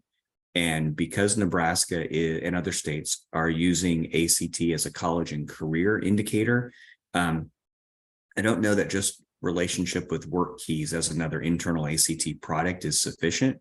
I would personally want Nebraska to look for some information about students who are moving right from high school into the workforce, and perhaps going to some of the larger employers in the state, gathering, imperfect as they might be, supervisor ratings or some sort of external indicator that there's a career ready aspect, or at least a workforce ready aspect of performance here, that it's related, and it's not just kind of an indicator of post-secondary academic performance. I think that's something that ACT would really benefit, and I think Nebraska would benefit from something like that too, as part of its validity evidence here. Yeah, that's a really good idea. And I would just want to add on to that. So the question is, what kind of jobs would you look at? And I would argue jobs that require some training, on the job training, because the argument is that if you're ready for entry-level coursework in college, you're going to be equally ready for training programs at job sites. So in doing a study like that, I think the question is, where do you go? To what employers do you go to? And I think in particular those employers that require some amount of training to actually get the job or to be promoted or whatever it may be, would be really good. Yeah, thanks, Jeff. Thank you. I think that's really good too. Yeah. You could probably also and use a someone little who- bit of just community colleges and what coursework that kids are not having to retake. I know when we talk to our community colleges, that's one of their big factors of if kids are ready to take that math class, whatever it may be at that entry level of a community college, versus having to do another math class before they can even get in the math class they're supposed to do. And so just that ability could also be something with community colleges. That's a good point. Thank you. I think we actually have some research on that, about remedial course, the need for remedial coursework. And I don't know that we've defined, not like a benchmark so much, but I think we do have some research around that. So I should probably wonder if we could follow up and improve on that one too. Thank you. Yeah, and you may, I don't know the extent to which Nebraska is using many of like the CTE assessments for some of the trades and everything, but there's this growing trend. A number of states now have moved away from having college degrees as requirements for jobs, and we're seeing an increase in apprenticeships, or kind of I'm forgetting what they're calling it now, like schools like Drexel or Cincinnati for architecture.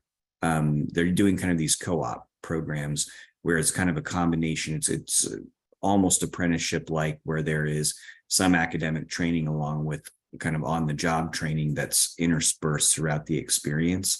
And so I think we're going to see, I think we're going to see more of these either combination sorts of approaches, or we will see, the business community start to take on more of that training. I think Jeff was kind of saying it, we noticed that within some industries already. And so going to, whether it's within Nebraska or nationally, but going to some of those employers and finding out, similar to what Josh was saying with the community college, if there's deficiencies, what sort of training are, I'm thinking of, I don't know if Great Dane, like in Wayne, Nebraska, or Josh, I know they're in Seward. You guys have a couple of larger employers or thinking about some of the other places around the state that are hiring these kids right out of high school, what are they ready to be able to kind of enter into the workforce without too much kind of remediation to kind of get started? Other thoughts, other comments from TAC?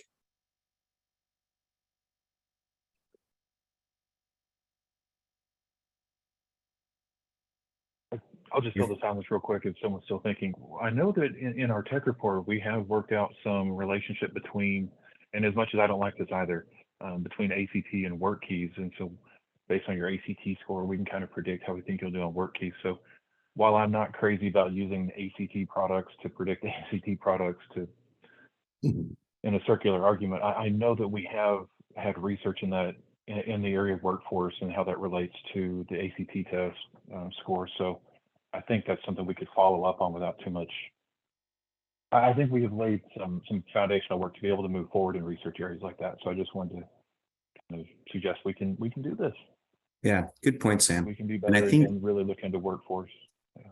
yeah, there was it's been a few years ago now. It might be a decade old or slightly more, but I know that NAEP did kind of made this attempt too with their high school assessment in looking at like a handful of professions that basically required a high school diploma, but not necessarily post-secondary education.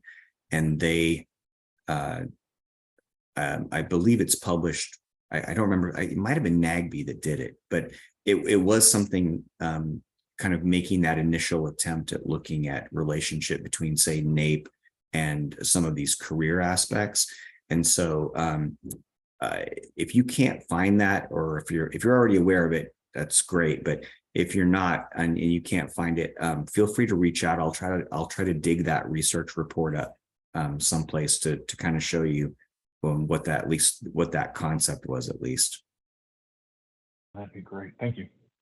Sure. Okay. All right. Let's see. I know that we let's see.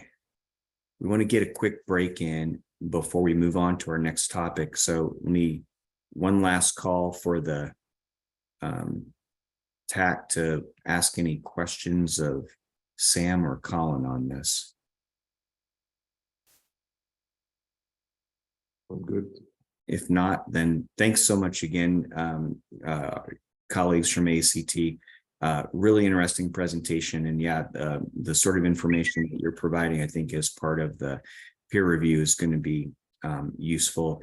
And I do like, Sam, what you were saying about wanting to update a couple things. I think in particular, some of the things kind of post-pandemic, recognizing that some of those more recent studies were around 2019, 2020, which may have occurred prior to any sort of learning effects that students may have experienced. All right. With that, Trudy, I'll let you let us know what do we have in terms of break time here before our next topic. Do want to try to give you your full 15 minutes, but I think I'm going to have to short you one. So could we come back at 11:05, and then we will have a presentation around accountability. Pete Goldschmidt will be the first presenter. So great. Thanks, Trudy. All right, 11:05. We'll see everybody in a few minutes. Thanks, ACT. Appreciate it.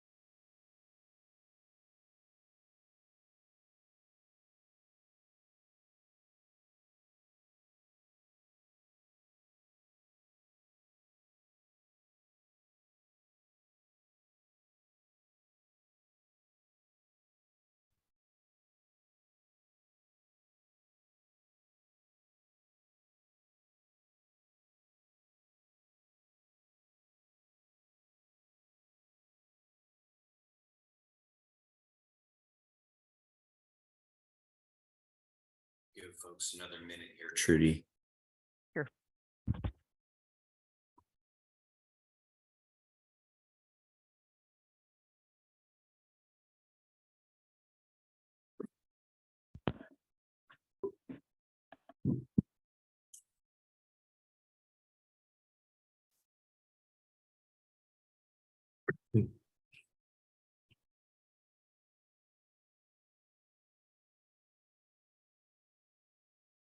So Trudy, I think we've got most of our TAC back, and I saw Josh a little bit ago, so hopefully Okay. means that he didn't have a fire or he was able to put it out.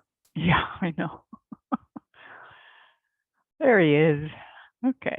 We're cooking for about 600 people. So we have this huge grill at the elementary school. And so we had some big flames going, but we got it under control.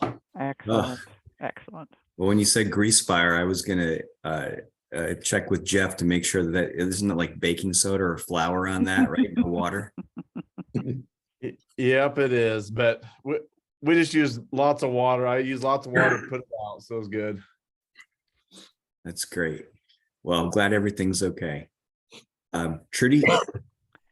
Yeah, we have Pete Goldschmidt, who will be presenting with Dr. Vicki Munoz.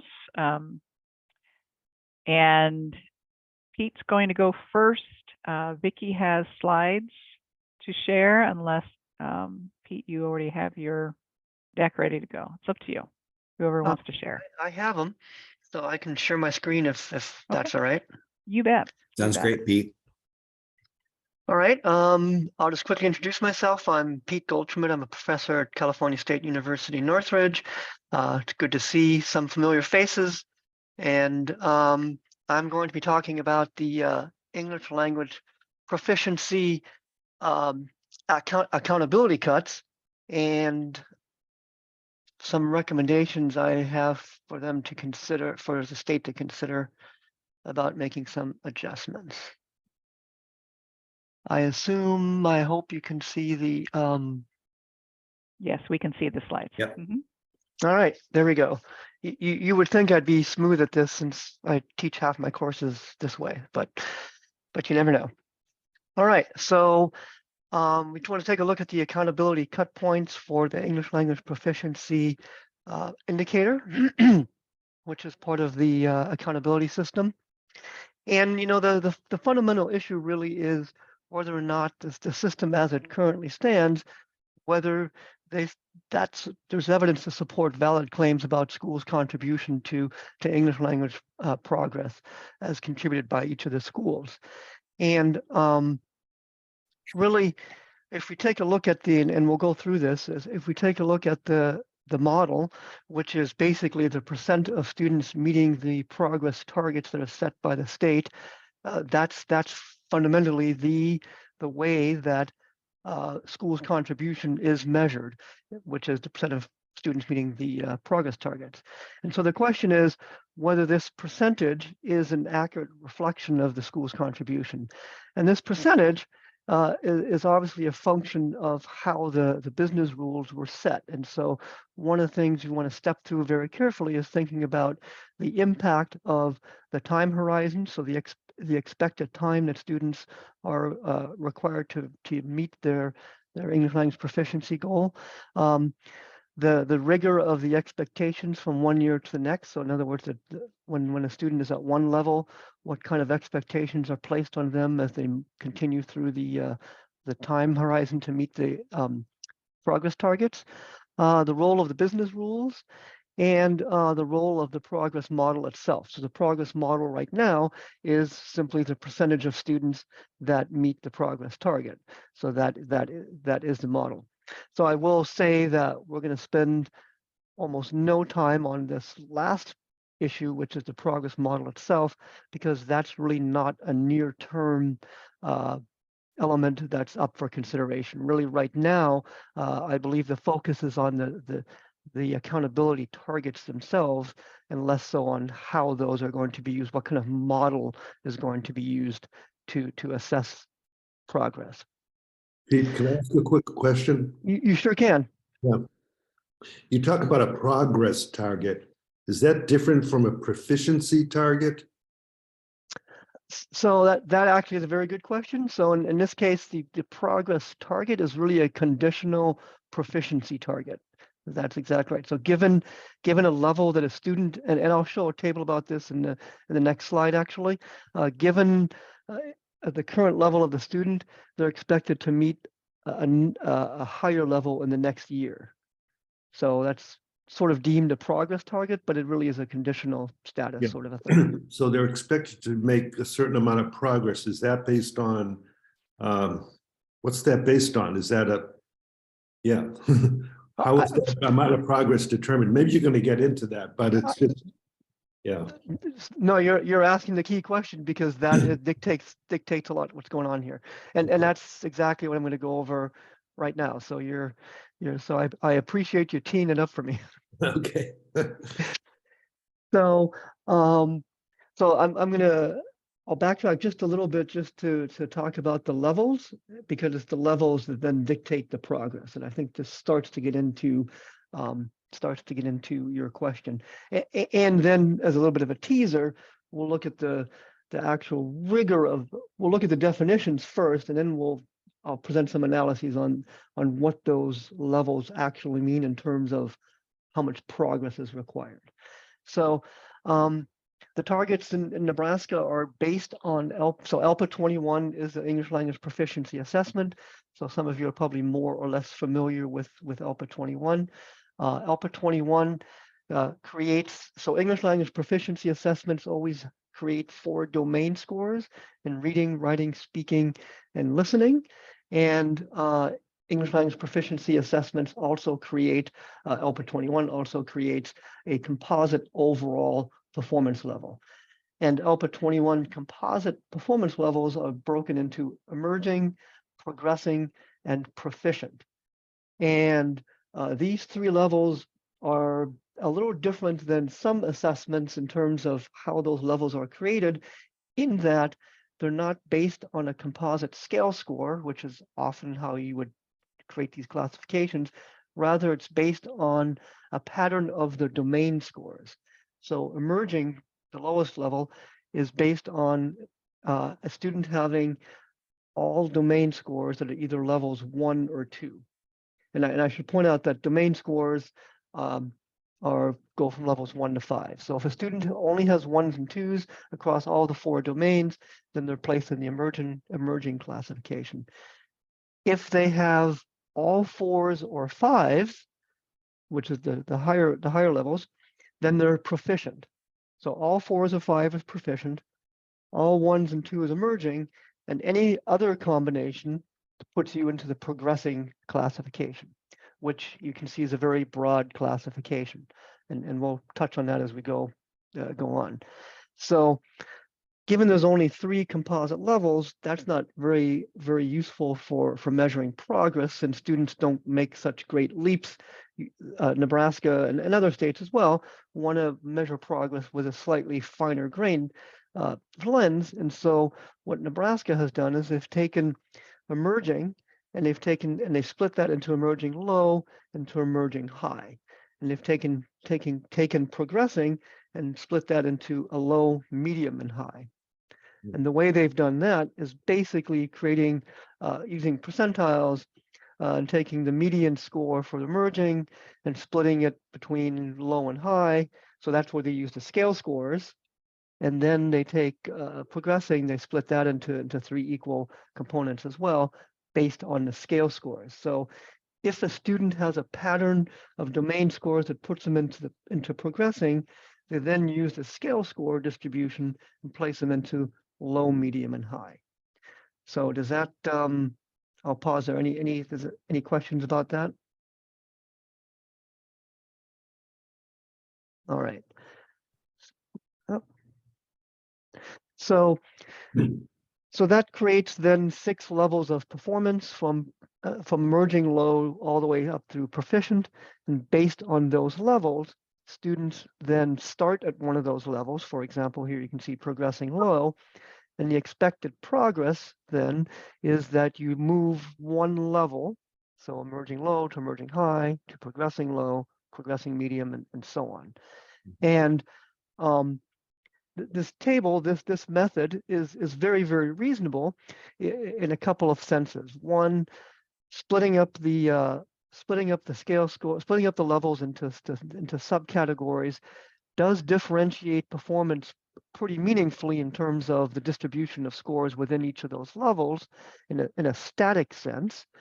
And two, creating 5 levels from which to start and then having expectations based on those levels and the time frame based on those levels is exactly what one would want to do, in that we would expect that students starting at the lowest levels would take the most amount of time, and students starting at higher levels should be able to progress towards proficiency in less time. And so that's exactly the way this should play out. The question, though, is whether, Jeff, basically, you hit the nail on the head, is whether these levels are the appropriate targets from one year to the next. And so that really the remainder of this is kind of dissecting and figuring out whether or not the static performance levels from one year to the next are the appropriate levels for students as they progress over time. So the first cut we can take at this is to see what proportion of students actually meet their targets over time. And so you can see on this particular chart that because there's no progress in year one through the business rules that Nebraska has set up, nobody makes any progress because that's year one. And then progress is pretty high in year two and has a very precipitous drop over time as students are less and less likely to meet those progress targets. In fact, if we split that out by initial starting level, so here level 1 is an emerging low, level 2 would be emerging high, and so on.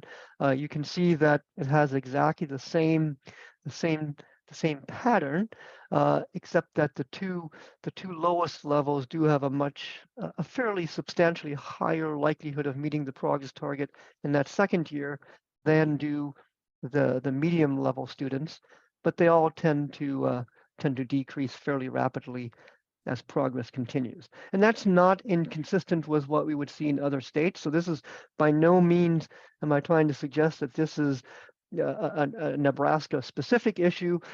This is an example of what's happening in many states.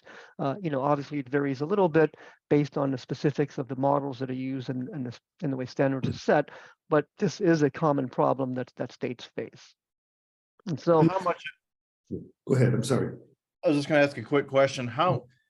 Do we have a point of, I know many students that we have in our district usually test out within a certain number of years if they make that progress. So I'm guessing the N has changed dramatically from the first year to your 6th and 7th year. And so what factors does that play into this chart?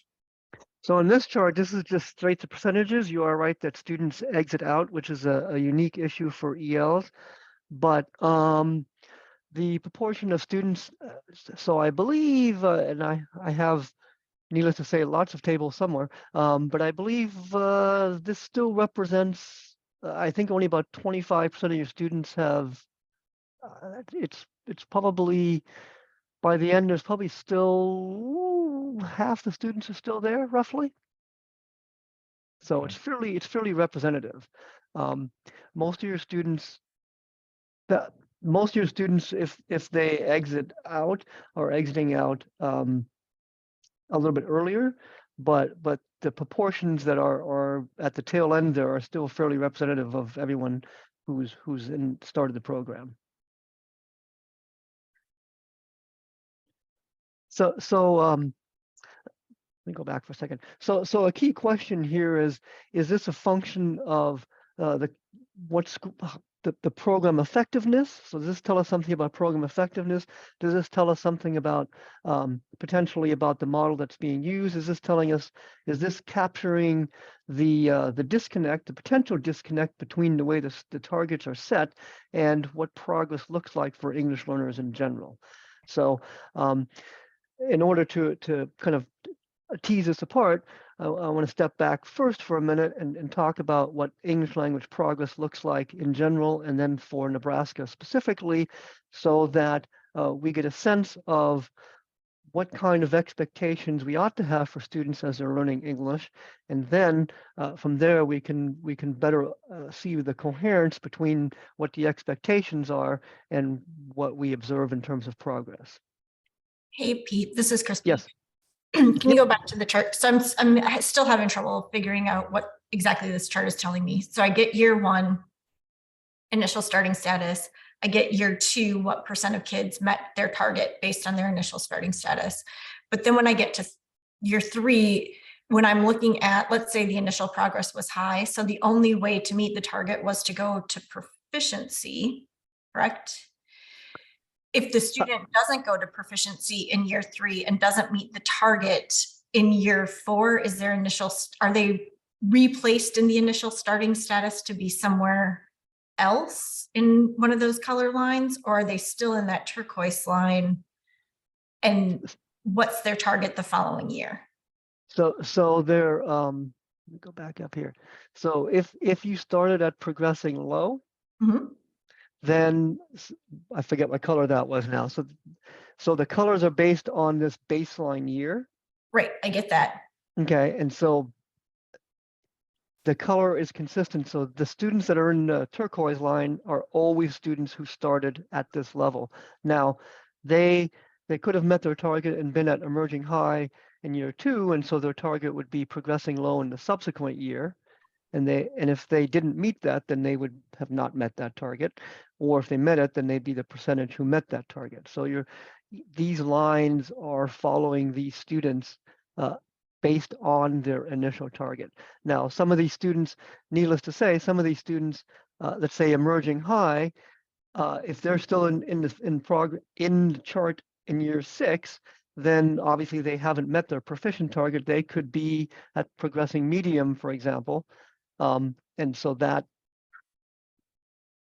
would mean they've missed their targets in subsequent years. So that's what I'm trying to understand. So I'm going to stick with the turquoise target because that's that progressing high. So that first year, they might go to proficient or X%. I don't remember what the chart looks at, but progressing high, there's only one place for them to go, right? And so 40% of them met that target. My question then is, of those 40%, do they drop out? Do they exit EL services, or are they still in there and being tested again in year three if they hit proficient? Because then in year three, you have 50%, but is it 50% of the year two students, or 50% of the year three students, or 50% of the students that had the initial starting score? So I'm trying to figure out, is this a cumulative graph that in year one, for initially progressing high students that hit their target, 40% of them, they exit. And then the next year, 50% of them meet their target, but it's 50% of a different cohort of students because you exited a whole bunch of kids and they aren't taking it again? Right. So students who are proficient are exited out of the program and no longer test.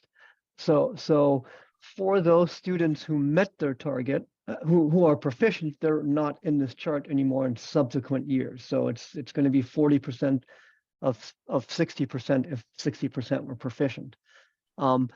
But for the groups that start lower, obviously meeting your target doesn't mean you're proficient. It just means you met your target. So then you continue to test. I understand that. So what I'm looking at though is for like that initial high progress in year one.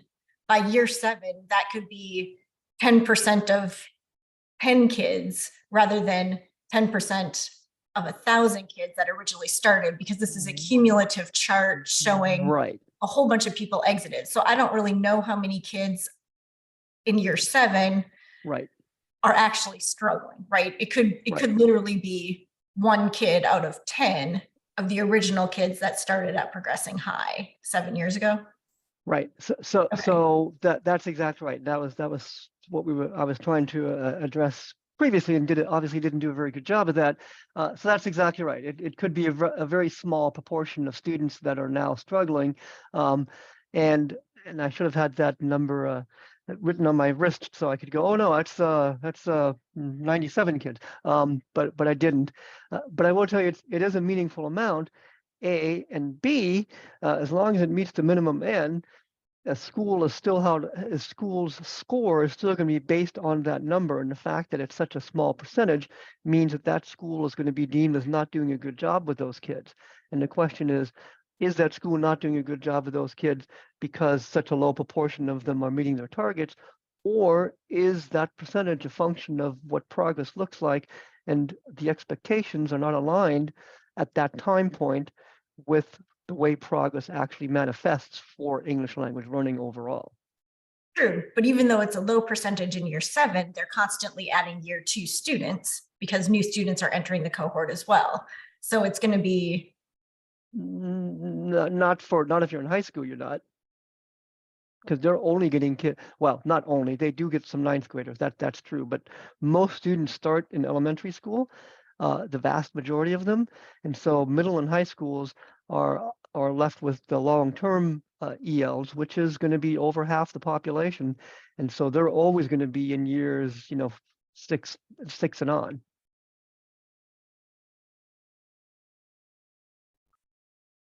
true, but you will also have kids entering in high school. Yeah. In 1. So their year 2 score, if they're, initial emerging high, 75% of them meet their target the next year, right? Right. So So there's definitely some mix, and it's going to be a problem, not a problem, an issue of weighting. It's going to be dependent on your distribution of students' initial status, your students' time and program that will have some play on your performance rating for that school. and then the other question I had is, so if you start at emerging low and go down to, or emerging high, go down to emerging low, you don't meet your target that year, but if the next year you go back up to emerging high, you do meet your target, or you have to meet your target of initial progress low. It's my understanding that your targets are fixed based on where you started, so they don't go backwards to a lower target. So a student that starts at emerging high goes to emerging low, goes back to emerging high, and then goes to progress low, won't get credit for proficiency until they hit that initial progress low, whether it's going down and back up.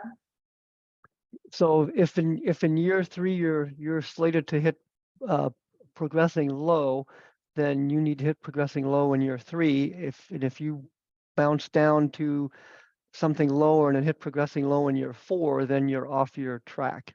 Okay. So you don't get credit. Yeah. So and that's why it kind of goes, and that's a good point, because that goes back to Jeff's initial question of what's the target? Is it really progress, or is this notion of conditional status? So if you need to be at a place, then that's different than how much progress you've made in that particular year. Because you could have made a lot of progress, but because you're off 1 year, now you're always not getting credit for that progress because you're not hitting the level that was initially set for you. So let me take a quick tour of monitoring progress, and then we'll take a look at the consistency of the cuts and see whether or not it's equally get some sense of the difficulty of moving from one level to the next, and if that aligns with how progress actually occurs for English learners. And I felt compelled, because it was a TAC meeting, to put in an equation, because I know all of you feel like you're cheated if you don't see one. So I'm not going to go into great detail here, but the point being is that there's there's lots of different ways we can monitor progress. Usually it's the most straightforward way is using a quadratic model where we have time and the square of time, because it captures the curvature or the deceleration of progress over time. So that's a very common way of doing it. I've additionally done it in a different way, because I think it's a little more transparent, and not having a squared term, because it's difficult to evaluate when you have a linear and a squared term. It's kind of conceptually a little hard to think about what that means at any point in time. And so a way you can capture that curvature without having any nonlinear terms is to have a piecewise growth model, which splits growth into three sections. There's early growth, there's middle growth, and there's late growth. The early growth is years 0 through 2, and then the middle growth is 3 through 5, and then the late growth is 6 and on. So in that way, you can get separate pieces that captures that curvature of growth, but it does it in linear segments, and so it's a little easier to make comparisons across the time frames. And you see when as we move forward here that I'm going to use both of those as a check to see what progress looks like, but they generally give the same picture. Are you under the assumption that time is 1 year, even though a student may be gone back to their home country for a couple months? So what does that look like for time for just, I'm guessing time is just a year, correct? You are correct. And if a kid was gone for 2 months out of that year of school instruction, it would still be counted as 1 year. It still would be counted for 1 year. So that's a very good point. And if we had more detailed data on time and actual time and instructional time, then this would be a far more nuanced evaluation of what progress looks like. That's exactly right. And is it all K-12 students, or is it only students in state tested grades that are included? No, it's all K-12 students. So it's one of the nice things about language proficiency assessment is that it happens in all grades. And in fact, as a side note, is that what happened to students on proficiency assessments during COVID was very different than what happened in content, partly because of timing. It worked out that there was much less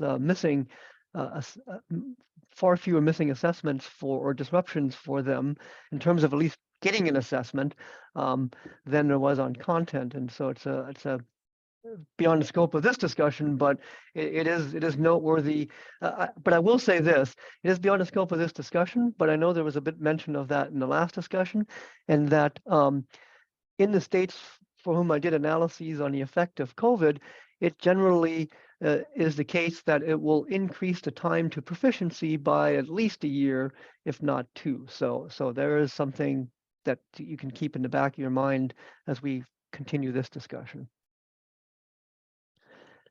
So the other thing that I know the psychometricians on the call are thinking, well, measuring progress like this is all fine and dandy, but it assumes a vertical scale, and ALPA 21 is not a vertical scale across the entire scale. And so there's a little bit of statistical machinations that need to take place in order to estimate something across the entire band in terms of progress. And so, although the scale is not vertical across the entire grade span, it is basically vertical within some grade spans, specifically 2 to 3, 4 to 5, 6 to 8, and 9 to 12. And so the statistical models take advantage of this and are able to estimate progress across the entire span because we know what the scale does in those specific spans.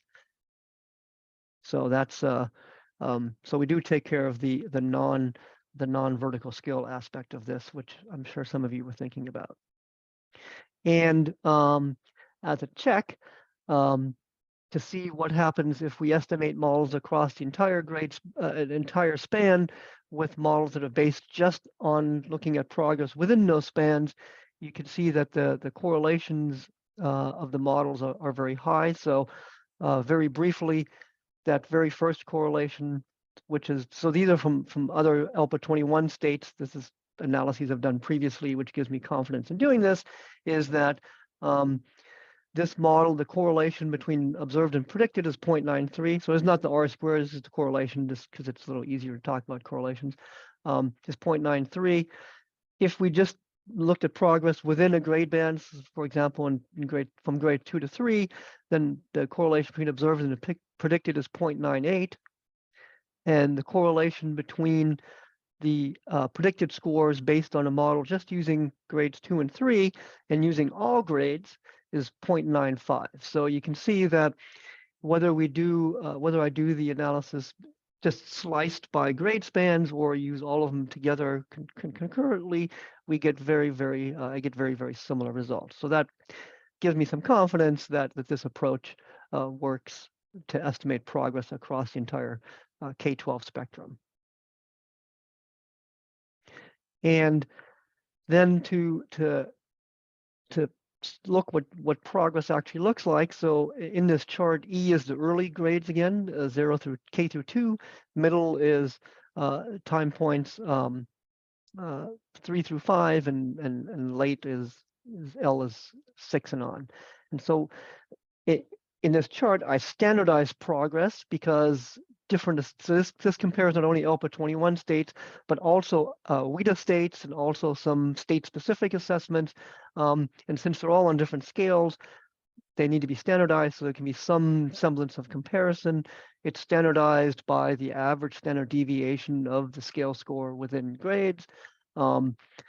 So you can see the first column, the purple one is Nebraska, and then the next 3 states are all ELPA 21 states.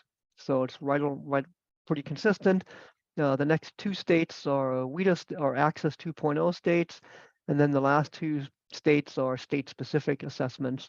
And you can see that there's some variation in the absolute standard deviations of progress. But importantly, what we do see and what is very consistent is that we start off with very high progress. Then when we get into that middle time point, we get significantly less progress. And then when we get to the LTELs, the long-term English learners, progress is substantially slower. And that pattern is very consistent, irrespective of which assessment that gets used. In fact, if you look at the deceleration based on the different types of models that are used, you can see that the deceleration from early to middle time points and from middle to late, again, very consistent across those different assessments. So that really provides us a lot of evidence that which we know is that learning a language and learning content, for that matter, has a curvilinear trajectory, and that progress is a couple things we know is that progress is faster at the beginning, slows down over time, and that progress is related to the level that you start at. So lower level students tend to progress more quickly, and higher level students tend to progress less quickly. And I think, and that's demonstrated here. If we look at standardized progress, you can see that that's exactly the pattern in Nebraska, that the highest level students demonstrate the least amount of growth, and the students that are starting the lowest demonstrate the fastest amount of growth. And this is consistent across every state I've ever looked at. And it's also consistent when done by other people. So it's not just me saying this. It's a common. If you talk to your EL field folks, you'll know that students start off quickly, especially the ones in the lower levels, and then they kind of taper off. So I'll pause if there's any comments or questions.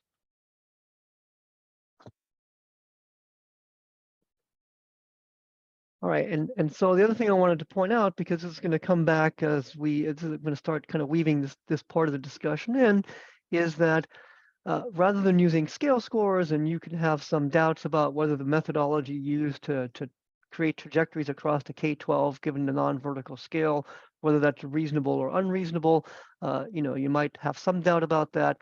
As a check and as an alternative, we can just model the progress in domain scores, right? So if there are, remember, each domain score, reading, writing, listening, and speaking, is on a scale of 1 to 5. So that's a classification. We can sum those very simply to sum those. So the minimum would be 4, the maximum would be 20. And we can just model the progress of the domain scores over time. And then we don't need to worry about the scaling within grades. We can just model that over the entire span. And you can see that on this right chart, so the left one repeats what we just looked at, and the right chart is modeling progress on domain scores and then standardized so that it's on the same scale as the left chart. And you can see that it gives a very, very similar picture to what we would see using scale scores. The advantage, of course, of domain scores is that domain scores are a little bit more transparent and a little more, I believe, out in the field, a little more usable because people will understand that if a student has a 2 on reading and their goal is to get a 4 on reading, that's very much more actionable for an individual rather than thinking that your scale score is 5,700 and how that translates into your specific performance on a domain is not quite as transparent. So domain scores function the same way, but I think add a level of transparency that potentially is something that the state might want to think about in terms of making more use of these domain scores. So this now goes, so we have this pattern of progress, and so now we want to think about how does this progress relate to time to proficiency, and so for that I can do a survival analysis, and so the survival analysis here tells us that on the first column is the initial performance level. So those are that emerging low and so on and so forth. And then the second column is the mean estimated time to proficiency. So you can see that if you're starting at emerging low, then the estimated time to proficiency based on Nebraska data is 6.5 years. And then if you're starting at emerging high, then it's 6.2 years and so on. So it follows fairly consistently what our expectations are, what the state's expectations are, that as you start at higher levels, you should take less time. However, if we compare that to the expectations that the state have, they're a little bit off. And I thought someone was about to weigh in with a question.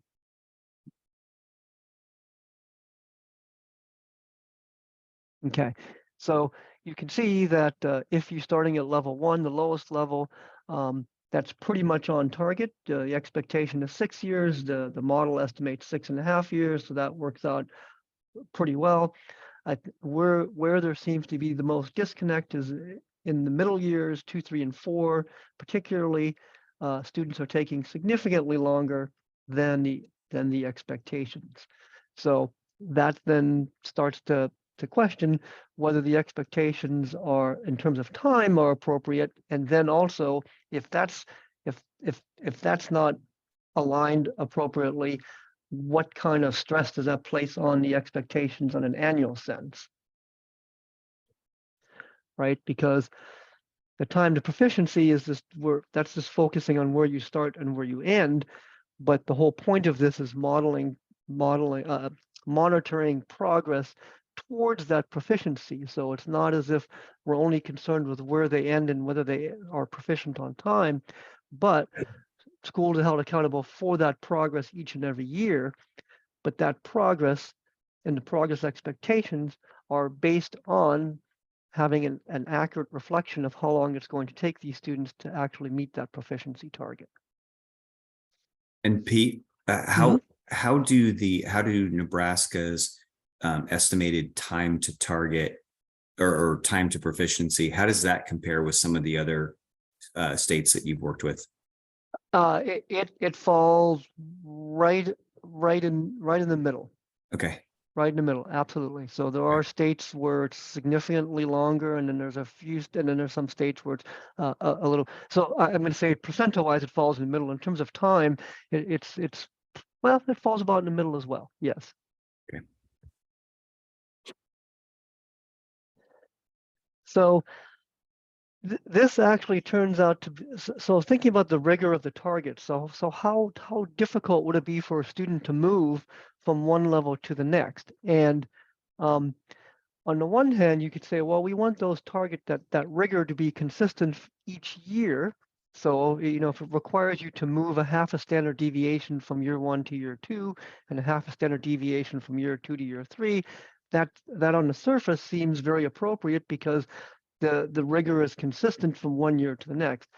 However, the problem is that because the trajectory of growth is not linear in that way, we would not expect students to make a half a standard deviation of progress each and every year. We would expect them to make probably more progress in the beginning and less progress towards the middle and end. And so it would be better if the progress targets were aligned with what we have observed in terms of progress overall. So trying to really nail down what that looks like is a little bit difficult with ALPA 21 because the targets from, if you recall from the very beginning, I know that seems a long time ago now, but when I had laid out how those targets are established, the targets aren't simply based on the distribution of scale scores within a grade, but they're based on conditionally which performance level you're in, which is based on the pattern of domain scores. And then within that, it's a split of the scale scores. So that creates some challenging overlaps in terms of what scale score distribution looks like overall. But with a little bit of manipulation, we can get a sense of what the rigor of the targets is compared to where the scale score cut is with respect to average performance in each of the grades. And you can see that for the middle, the progressing level, and the blue one is sort of interpolated because it doesn't actually exist.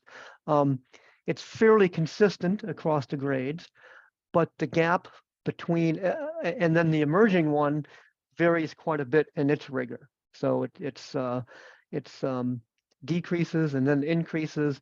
And then importantly, what we want to look at is the gap between the cut, that's that bottom line, and the lines above it, right? So in first grade, your jump to the next level is much less than if you're in third or fourth grade. The jump between those two levels is much more. So we're expecting third and fourth graders to make much bigger jumps than we are expecting first and second graders. Remember, this is in a relative sense. This is not absolute scale scores. This is in standard deviations of progress. And so there's something to be said about that. The way the cuts were established don't really coherently align with what we observe in progress. And so we might want to rethink how those cuts are established.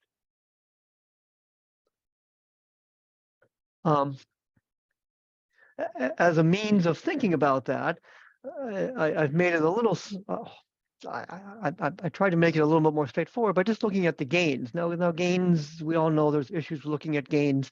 There's lots of things that we can worry about gains, and I'm not suggesting we use gains. This is just a way of thinking about what students what gains look like in comparison to the targets, really to re-emphasize what the last chart said. So within grade bands, we can look at gains because so students moving from second grade to third grade, we can calculate gains because they're within a grade band, and that's where the assessment was concurrently scaled in grades 2 and 3. And so 2 and 3, 4 and 5, 6 to 8, and 9 to 12, we could calculate gains. And so that's what these gains would look like across all of the grades. They're not explicitly comparable, but it does give you some sense of what it looks like. If we focus on initial level 1, for example, you can see that in the early grade bands, progress is substantially higher than the expectations. So and unfortunately that's red and orange, but the red dots are above the orange dots. The orange are the expectations. And then when we move to the second half of the timeline, you can see that progress is less than the expectations and increasingly less than the expectations. Now, Christy's point at the very beginning is well taken because these aren't the same students, because the students who are proficient are no longer there, and what you're estimating these differences on are the students that are left, the long-term English learners. But again, that's a good proportion of your students, and so even for those students, we want to see whether or not we can provide incentives for schools to continue to engage those students to make meaningful progress. So we want to come up with progress targets that give schools credit in some way when progress is achieved. The question is, how much progress should we expect of those students? And then how much credit should one get towards that progress. And this is just for the other levels. The pattern isn't quite as straightforward, but you can see for initial levels 2, 3, 4, and 5 that again for 2 you see it's much more aligned in the beginning, and then we see some quite a bit of deviation, and then for 3 and 4 there's quite a bit of deviation between gains and targets.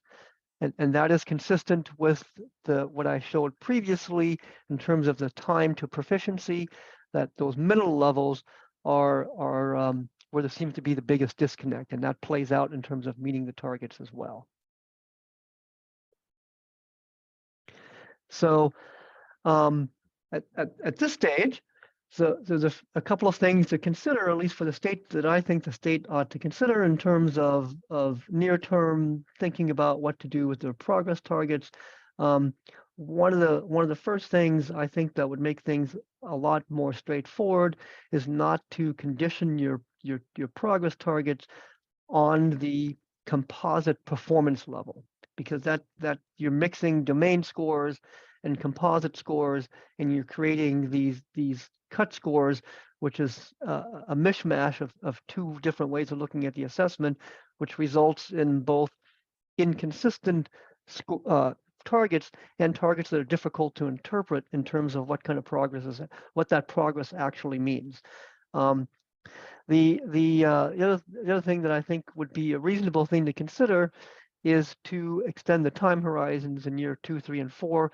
But I'm going to come back to that recommendation in the next slides and talk about disentangling that recommendation just a little bit. Another thing consideration is, rather than using the scale scores, is to really focus on the domain scores. So domain scores and scale scores are highly correlated, about 0.93. So it's not as if nor should we be measuring anything differently there, just a different way of aggregating results up. I believe it's a little bit more transparent. And I also believe that it allows states to focus on progress as opposed to this conditional status. Somewhere, I don't know if it's this slide or a different slide, I reference Ohio. So Ohio uses domain scores it also uses ALPA 21, and it uses domain scores for accountability, and their progress targets are based on progress in domain scores, but they're not so you're not expected to get to a fixed level at a particular time point. You're expected to make X amount of progress. So this goes back to the other thing that Christy talked about, is trying to understand if you go up and down in levels, how that registers as meeting targets. And if your target is always based on, let's say, increasing two domain scores, if you didn't go 2 domain scores in the previous year, but you grew 2 domain scores in the current year, well, then you would have met your target for the current year. So you're not automatically out of meeting your targets once you've missed your first target, or it's not very difficult to catch up in that sense. So let me talk about this time expectation. So the time expectations, we saw the survival analysis, and we saw that there were some places where it was pretty accurate and some places where it wasn't. And remember, the key thing for the expected time is where you start, with students that start at the lowest levels having the most time.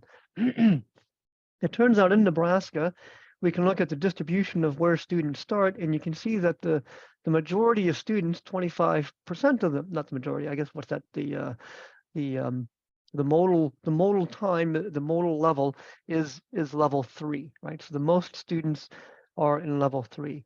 And recall that level 3 is the lowest progressing level.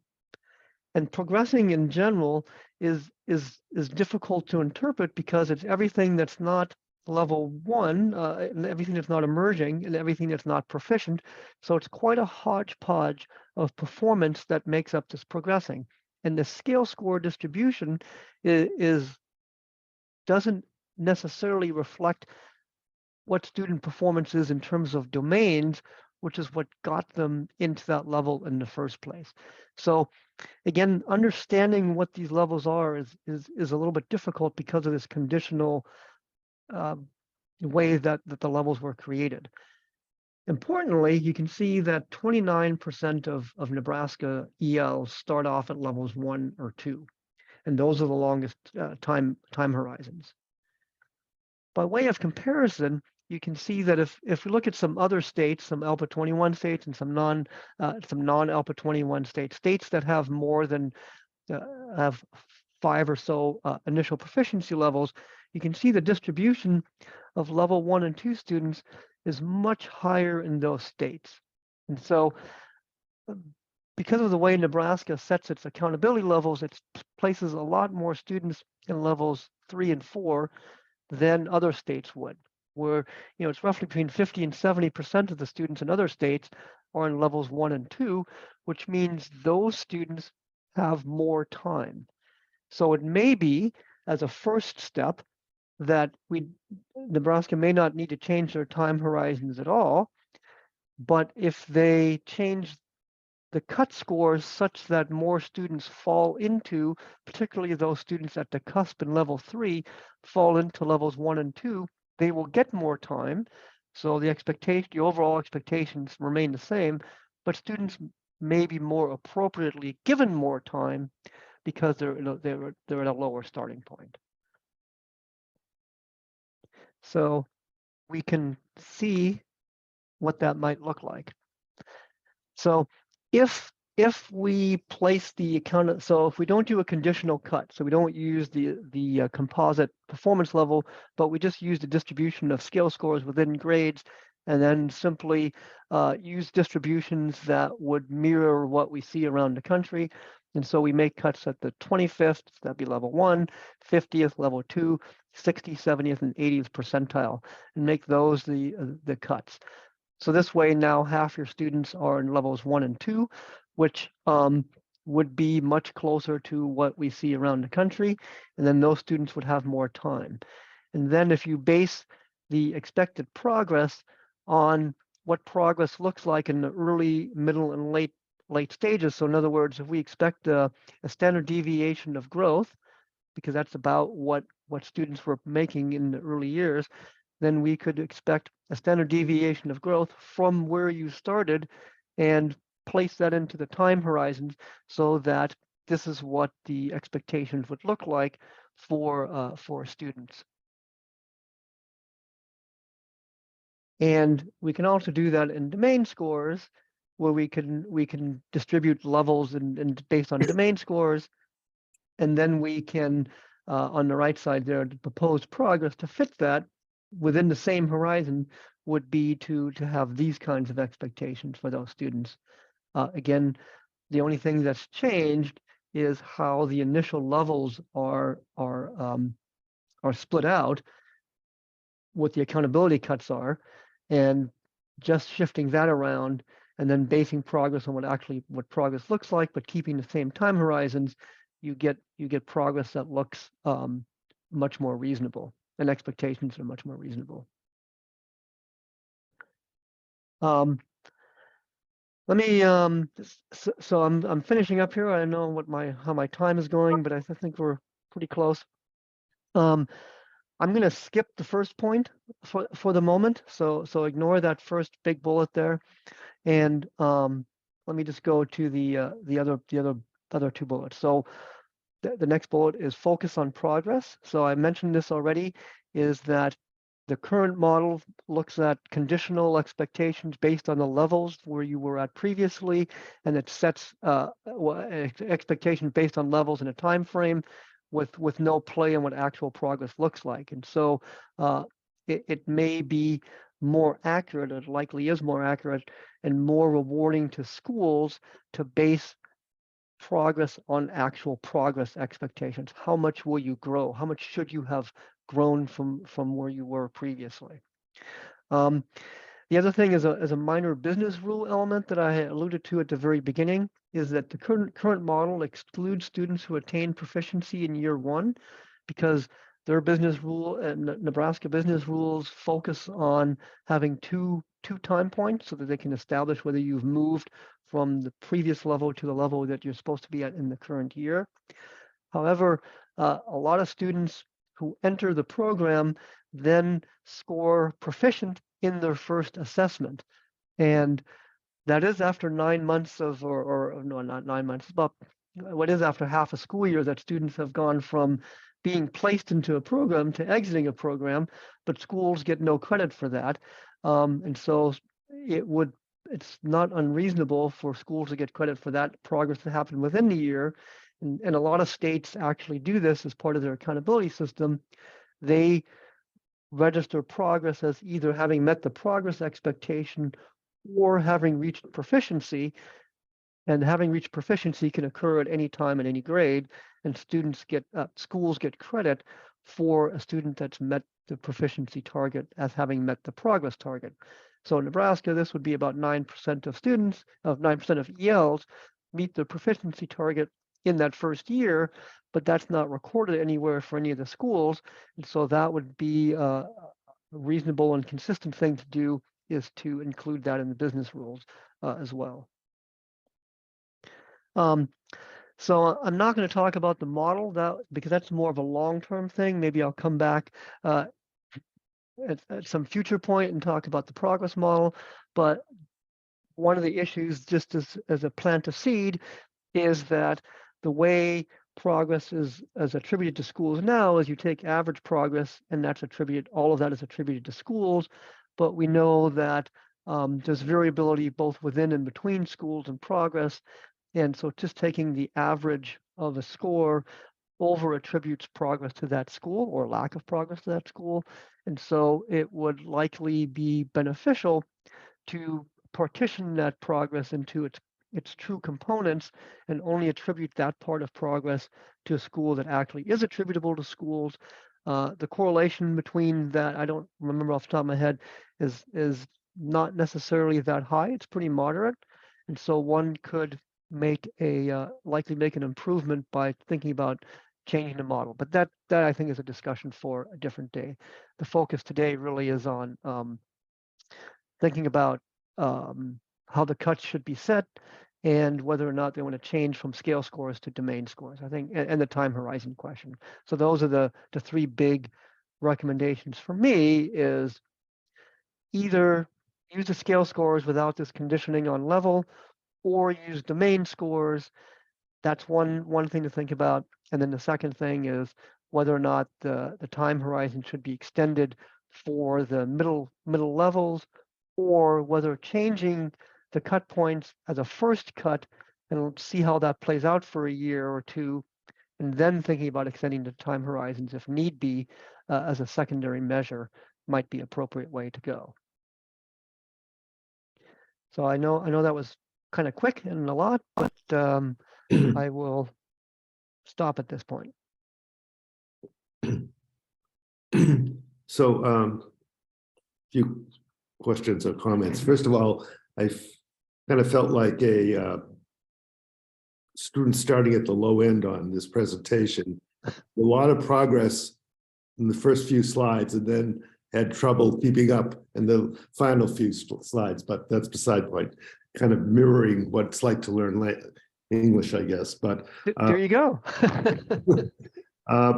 The question I have is, the results of the ELP tests are not used in school accountability in Nebraska, or are they? Are they part of the accountability system? They are. They are. Okay. So they're used to determine whether a school is needing of additional assistance, or in the lowest 5% of the state, or whatever. It's used in that way, like the English language arts and mathematics tests and science tests.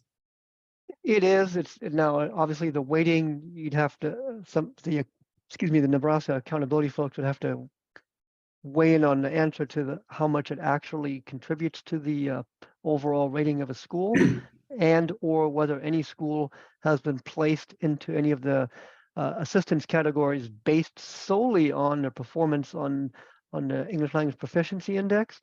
I don't know the answer to those, but it is possible, yes. Yeah. So okay, that's good to know, because I wasn't sure it actually was part of the accountability system. Otherwise, it seems like the primary use of the results are, one, to make a determination about when to exit a student, from EL status. And two, perhaps for the school and district to look at the effectiveness of their programs. You know, are they able to, so if the accountability is not high with this in terms of the overall accountability system, then I think it has implications for what models you use, you know, because you got to think about how are these results going to be used primarily. Right. You know, so that's just something to keep in mind in terms of adopting a model and how well the model matches the purpose of the assessment and the uses of the assessment. Yeah, absolutely. Yeah. So in response to that, Jeff, I agree with you. It is actually a pretty important piece, and the federal government places a very important piece, specifically calling out ELs and having a separate English language acquisition assessment. So it was made a pretty big priority for accountability systems, even though not all schools are held accountable for it because they don't have enough students. Yeah. But one of the things, Pete, is I'm looking through this and thinking through this, is I always bring the policy mind back into play. And this is specifically for accountability purposes.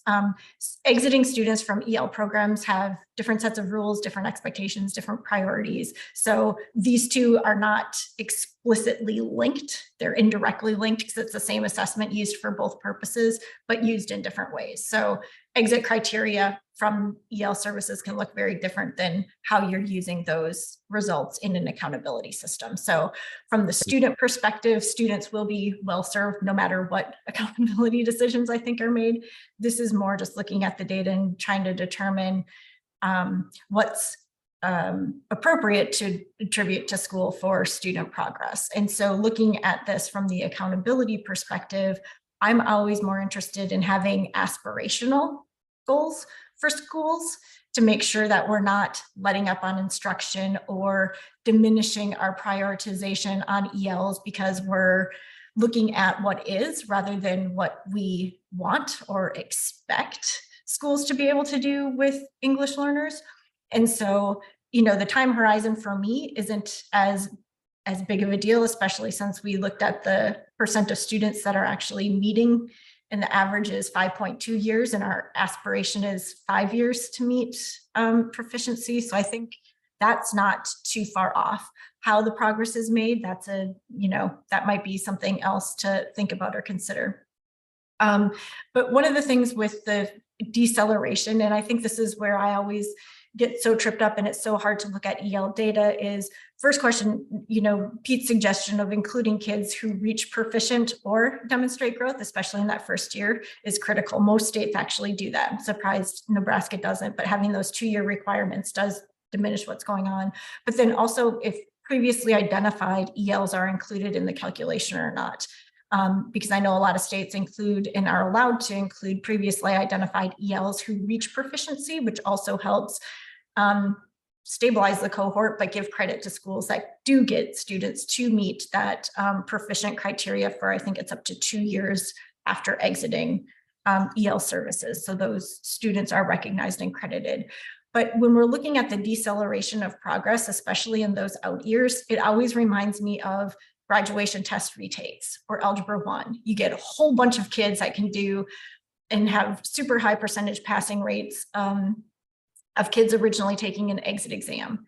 And then it goes down for the first retake and then down for the second retake. And by the time they're on the 6th retake, hardly anyone's doing it. So it looks like there's this huge deceleration of progress, but it's all the kids that haven't been able to do it on their 1st, 2nd, 3rd, 4th, 5th attempt that you're looking at those success rates from. So what I like looking at better is success rate of an individual cohort of students. So here's your cohort of students, here are all those passed, not the consistently changing cohorts of students to show the deceleration once you get to those 7 years, because that cohort looks totally different than what you had in the first year cohort. So I guess I'm concerned that, we're looking at data and making decisions to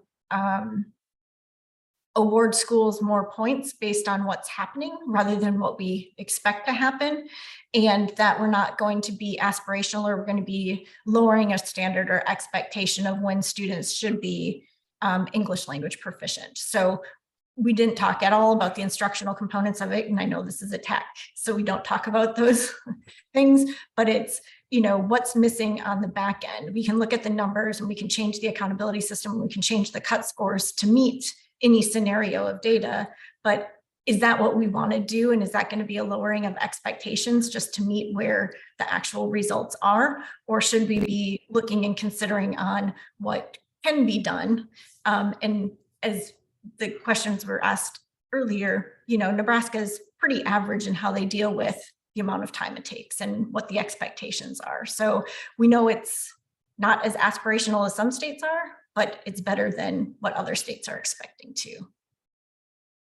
Can I just so you raise a good you raise a good point, and I do want to clarify, and I think I wasn't explicitly careful enough in one thing you talked about. So it is true that the very first chart that I showed you is based on the students that exist there, and so the proportion of students that are meeting the targets is lower, but those students are different students than the ones that started. That's absolutely true. But subsequent analysis in terms of deceleration is not based on that is not based on students who are not there. That deceleration of learning is based on students' longitudinal trajectories. And in fact, that deceleration is virtually identical to the deceleration we see in progress on content, where there is where all students take all the test scores in grades 3 through 8. So, and I think this is and I should have pointed this out earlier. I mean, this is a very critical point. This is what progress looks like, irrespective of whether it's ELs who have to exit after they're proficient, or whether it's you're taking a state math assessment and you're proficient and you get to continue taking the assessment. That progress decelerates as well. I mean, this is something that's been studied. Well, Thurston came up with it in the 30s, and his modeling too complex for accountability, but modeled those trajectories of longitudinal of the same students. So the deceleration is not a function of students exiting the program. The deceleration is a function of students learning less as they progress on, and that's consistent. And so so there's a little bit of mixing apples and oranges when I started off the presentation as to what we did in the ensuing slides. And so I agree that we shouldn't let kids flounder, because kids that are in EL programs oftentimes do not have the same opportunities to learn as students who have exited the program. So I would not be in favor of just randomly increasing times to exit, and we should have high expectations.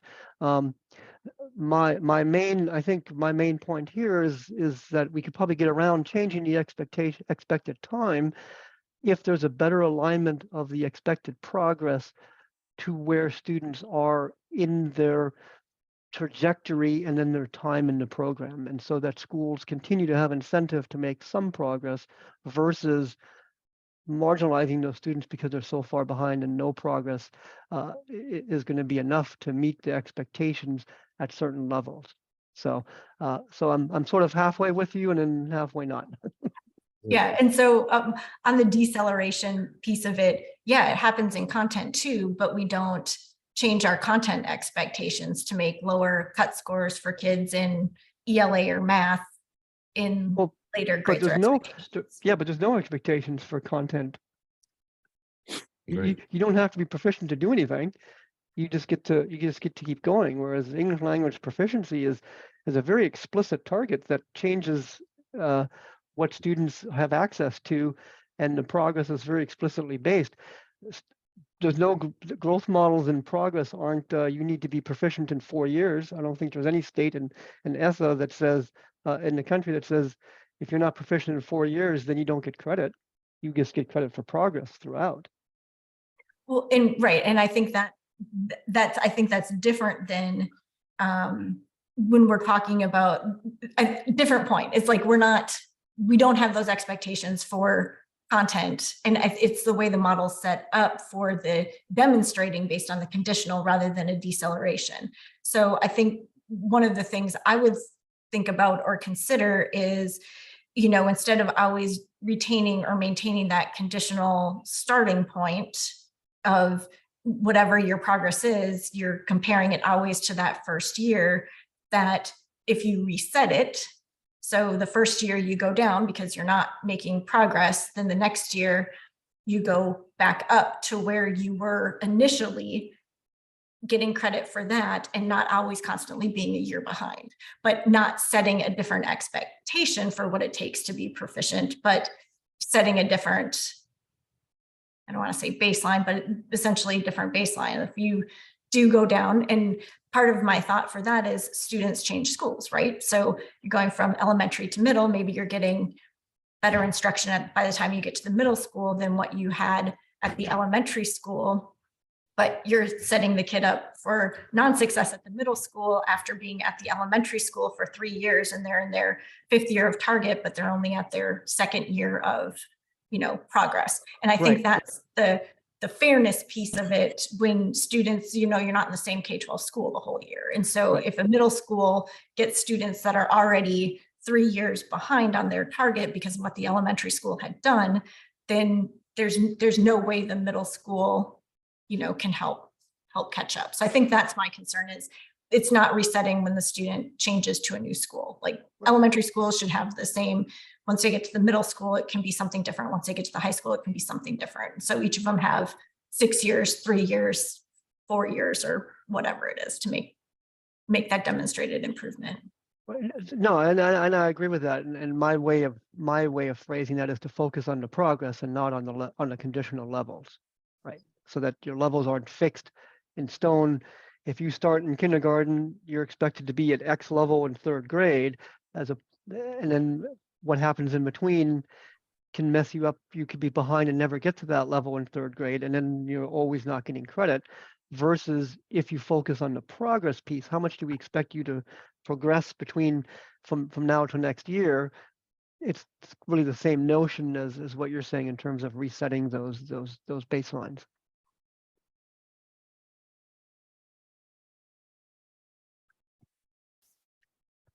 Well, I will hand it back to whoever would like to be on the hot seat next. Hey, Pete, I wanted to just really quickly maybe ask one more question. And and I actually really liked what Christy was saying about the cohort sort of analysis approach in trying to keep groups of students or consider groups of students as progressing through the system together, and then thinking about, again, kind of rewarding them for achieving graduation or exit from the program, kind of whenever that occurs. In terms of how the kind of the differentiations within the existing performance levels were defined, I do wonder if that is something to look at as well, only because they seem to be they were set essentially at the percentile, by splitting that first group into 2 and this second group into 3, and trying to better understand the qualitative differences among different levels of progressing or emerging may help with where those cut scores should be set. Because if I guess going back to, I think, Christy's point about aspirational or meaningful cuts, I wouldn't want to artificially set students at kind of a level 1 or 2 if their skills really are more closely associated with the performance level definitions in a progressing category, right? We said, well, part of the challenge here is if a lot of students in Nebraska are starting in levels 3 and 4, they're not going to progress as kind of quickly as if they were to be at level 1 and 2. But if their current skills in language are at level 3 and 4, it then seems like we're artificially putting them into those earlier categories. And so I think looking at that is going to be important as well, because we want this to reflect reality and not not some sort of contrived approach to make it easier to achieve accountability goals if it's masking what's really occurring. Oh, no, I agree 100%. I'm not about easy accountability. I think my record's pretty clear on that. Um, but your point is well taken. And the thing to in terms of the qualitative differences, and so for example, if a student scores a 1 on reading and a 1 on writing, and those are arguably the most well, arguably they empirically are the most important for success on English language content. So if you score 1s on those, and maybe a 1 or 2 on speaking, but you score a 3 on listening, which arguably is it's receptive and not as critical, at least demonstrated by success on content. That puts you into the progressing category. So now you're on progressing because you have 1 domain score that places you at a slightly higher level, whereas the most functional aspects are 1s. And so you're right, the quality. So I didn't look into the specific distribution and plot out, how that looks. But I think that's a good thing to think about in terms of where are the 1s, 2s, and 3s, and what is it that's causing a student to move into the progressing level versus staying in the 1 or 2 level. So that would be something else to look at. Thanks, Pete. And I know, so I think we're ready to move on, Trudy, to the next topic. Is that right? But we want to take just kind of a quick stretch break. Maybe 5 minutes. Is that reasonable? 2 minutes?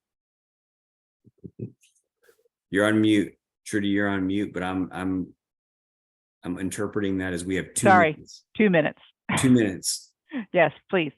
All right, up and back, and we'll move on to And thanks. Chad, maybe before we Yeah. break, just a quick question. I know that NDEs may be looking just for what are their next steps.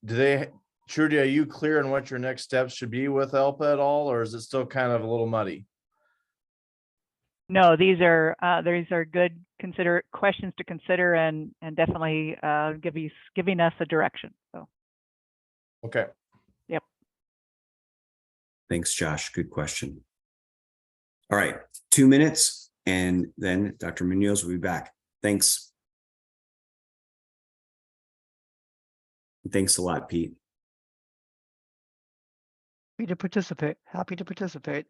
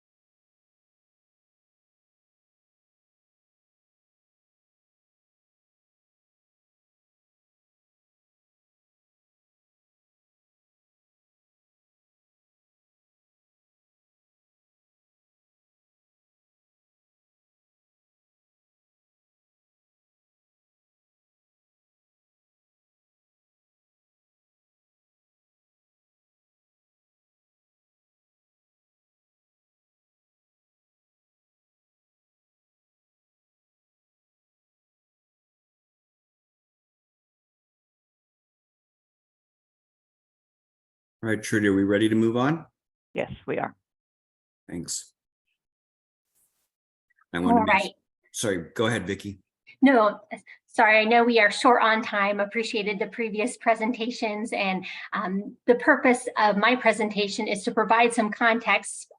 Hopefully this gives you a little bit more context into Pete's presentation as well, but I know given time constraints, we had to order things accordingly. So my goal is to present a very brief overview to our state and federal accountability system. Given our time, the focus will really be on our federal accountability system.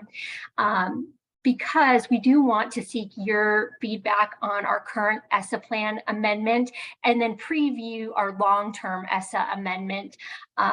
We also want to obtain some input concerning how to best engage the TAC and future accountability conversations, knowing we have this long-term ESSA amendment, and again, wanting to increase the partnership and your expertise in advising our accountability system. So I'm going to skip through a lot of slides, again, given our time, but to just give you a quick sense of our accountabilities indicators and how they align to the Every Student Succeeds Act. You can see our current accountability system, we have the ESSA federal indicator in the chart, as well as the state metric. And so I can go through what each of these metrics denotes in the next slide, but you'll see academic achievement aligns with our status metric, academic progress. We use a growth and non-proficiency for those two things. You heard quite a bit about ELP. For our graduation rate, we look at both a 4- and 7-year cohort graduation rate. And then our current school quality and student success metric is chronic absenteeism. So to give you a sense then, a deeper look at those indicators, the status is what we're looking at, is the percentage of students who are proficient on the ELA and math, the NSCAS and NSCAS alternate for the grades 3 through 8 and the ACT for our 3rd year cohort. Our progress measures the students' year-to-year growth and then the reduction in non-proficiency. Graduation rate, again, looks at that 4- and 7-year graduation rate. And then our progress towards English language proficiency and chronic absenteeism. So again, each of the components of our model do align with those ESSA indicators. As I said, I'm going to skip through state accountability. I look forward to having a conversation with you at a future meeting, given a little more time to do so. So I'm going to then go now into our ESSA amendment update, which specifically concerns federal accountability. And here's where I'm going to slow down a little bit to just give you that background and then explain our current model. So right now we are only looking at our section 4 of our consolidated state plan, which has to do with the accountability system. The focus is only on that accountability system in the short term because we were afforded an addendum due to the disruption during the pandemic with our accountability data. As a requirement of that addendum, we have to submit a short-term amendment. And so we are in the process of doing so and have presented information to our state board, as well as the Department of the State Board of Education, as well as the U.S. Department of Education concerning the short-term amendment. So we need to do that for the short term. In the long term, we know that we are looking at a full ESSA amendment involving our entire consolidated state plan. So what we do right now and the questions I'm asking will be pertaining to that short-term amendment. We know also, as we consider that long-term ESSA amendment and as we increase our engagement with the TAC, we know that there's a call for more simplicity within the accountability system so that schools are better able to use the information to promote continuous improvement. And also there's also been a call for fewer changes in our model. So again, we're balancing the need for simplicity and fewer changes with these these two amendments that must take place. Questions so far? Okay. So for our federal designations, of course, our CSI follows the ESSA law, public school with the lowest 5% performance in Title I schools, any public high school with a four-year cohort graduation rate less than 67%, and any public school with an ATSI designation for 3 years. Our targeted support and improvement designation metric is any public school with one or more student groups performing at or below the lowest quarter of Title I schools. And ATSI, the ATSI designation concerns any public school with one or more student groups performing at or below the performance level of students in the lowest 5% of Title I schools. Now let's talk about the designation process. We use a filter system for a couple of reasons. First, Nebraska does not rank schools as a part of our accountability systems. So we need to have a way to meaningfully differentiate those schools. The filter system is consistent with CSI, TSI, and ATSI. For the purpose of this presentation, I pulled the ATSI filter as an example, and that's the one I'll use again as in subsequent slides, but feel free to ask how the filter is used with the other designations. So let's walk through an example of this filter, and then I'll pause for some questions. So you can see this ATSI filter for elementary and middle schools. We look at all public schools, and we look at all public schools with at least 10 students in each of the ESSA groups. So Black, African American, Hispanic, American Indian, white, Native Hawaiian, Asian, 2 or more races, economically disadvantaged, students with disabilities, and English learners. We use an N size of 10 for both our state and our federal accountability systems. So in stage 1, and I hope this answers your question too, Jeff, the stage 1 filter, if you look at the bottom of the screen, we start with all public schools, and then we look at any student group performing at or below the lowest 5% of Title I schools in status or progress towards English language proficiency. And for some context, as you know, the U.S. Department of Education has said that those two things must hold equal weight and must have the strongest weight, and that's why we put it at the beginning of our filter system. Those student groups that would make it through that first filter then go on to stage 2, academic progress. From there, we look at any stage 1 student group, again, for the ATSI designation, performing at or below the lowest 5% of Title I schools in growth. Right now, and I apologize, we are looking at the possibility of a new filter, which I will show to you in just a moment. Right now, the actual language is in any of growth or non-proficiency. So if they are the lowest 5% in either growth or non-proficiency, that group would then go on to stage 3. And that stage 3 is that school quality and student success indicator, which we know has to have the least amount of weight. From there, we look at any stage 2 student group that performs at or below the lowest 5% of Title I schools in chronic absenteeism. And from there, we identify the student groups and the schools that need support. Questions about this filter? Okay. I'd just be curious, just from Jeff and Christy's point and Chad, is this very similar to what you see in other states?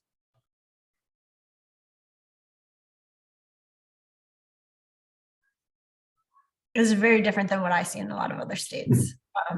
Usually states have a rating or ranking system and identify based on a comprehensive list of indicators, not a staged process.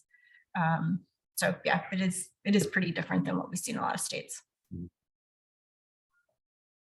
I would agree with that. A lot of other states I see will have a kind of a composite index of some sort with differential weightings associated with the different indicators that, like Christy was saying, from that, then they're using that as kind of a, they're using that for their evaluation as opposed to the kind of staged approach. Yeah, I agree. That's been my observation.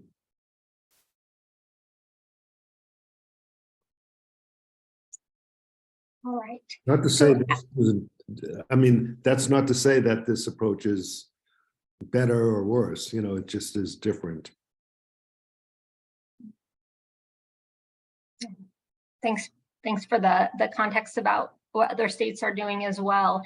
As we're looking at these proposed changes, we take a look at these from the standpoint of course data, feedback from our stakeholders, who have presented us with many pros and cons to each of these proposed changes, and then we offer a recommendation which is written into our proposed ESSA amendment. But of course, we value your feedback and can still work with the Department of Education, the state board, to you know, write any changes that you may see as valid. So let's look at the academic progress filter. I wanted to show you a picture of what the filter would look like, the current filter and the proposed change, and then I'll show you some information regarding the feedback we've received. So right now, our current filter shows that a school would move from the second to the third filter in the academic progress filter if they are the lowest, whatever the designation metric is, in growth, in any of growth or non-proficiency. The proposed change is to the stage 2 academic progress filter. Schools or student groups would only move forward if they were at the lowest in growth and non-proficiency. So it would look at having to be the lowest in both in order to move on. The outcome would be, it's basically, instead of being a combined and either or, it would separate them to become an and. So we'd be moving forward schools and student groups not demonstrating growth and not demonstrating a reduction in non-proficiency to the third filter. As that would result in fewer schools moving forward. Yes.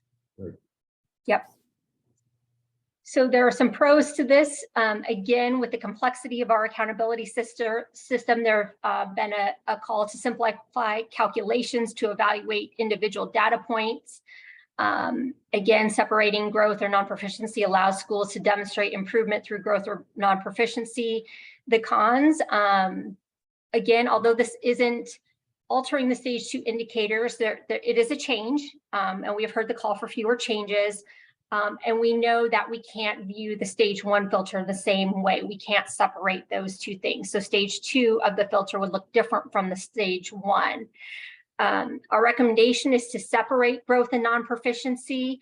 That way only schools or student groups not demonstrating a growth or a reduction in non-proficiency would move to the third stage. And that is to allow for more meaningful focus on the schools that need the most support.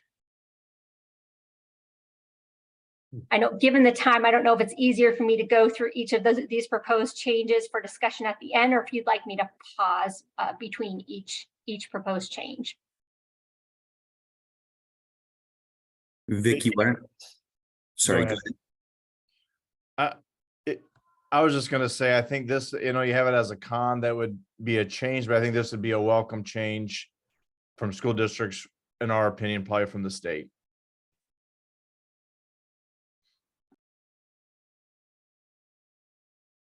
I agree with that.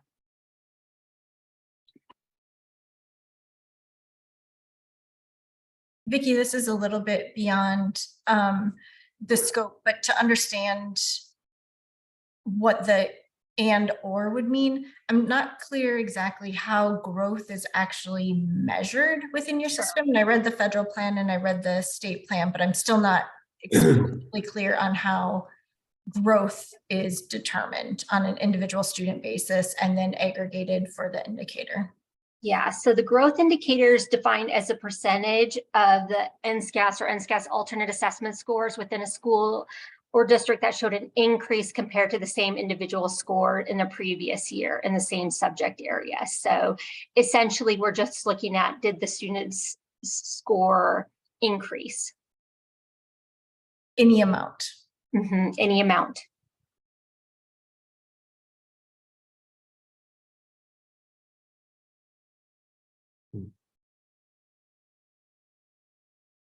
And then the other question I would have too is, how different is the identification of schools based on growth versus non-proficiency, and what's the overlap of those right now?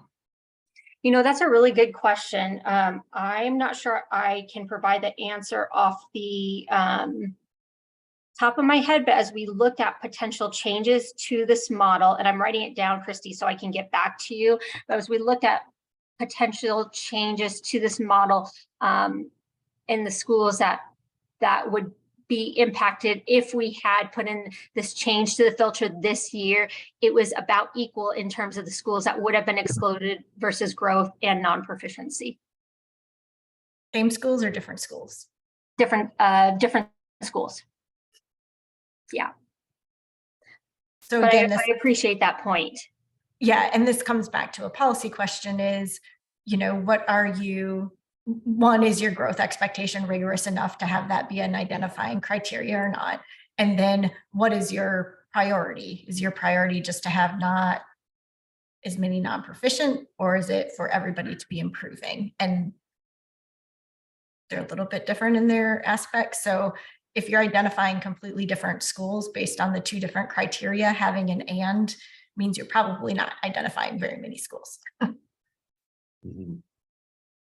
So in terms of our ATSI, TSI designations, we had, and the number's 320 something schools in that were designated for ATSI or TSI this year.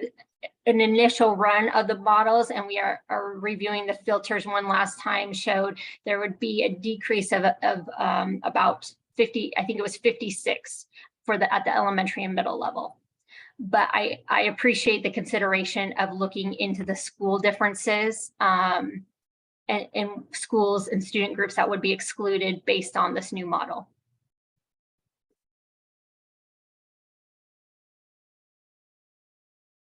Just maybe as just a point of that, we've had a lot of discussions, you know, in the state of Nebraska, no fault to NDE, but they are very short-staffed and don't have, we have districts that have larger assessment departments than NDE has as a whole state department. And so I think one of the concerns was the schools that are identified, are they getting the support that they need from NDE, and what does that look like? And so that's one of the conversations that has been, you can be identified, but if nothing is changing, then what's the purpose of being identified? And so those are some discussion points that we just have had in assessment committees and other organizations. Definitely a legitimate concern, but aren't ATSI interventions more the responsibility of the district than the state? They're considered district level interventions. But Josh, thanks for sharing that context as well.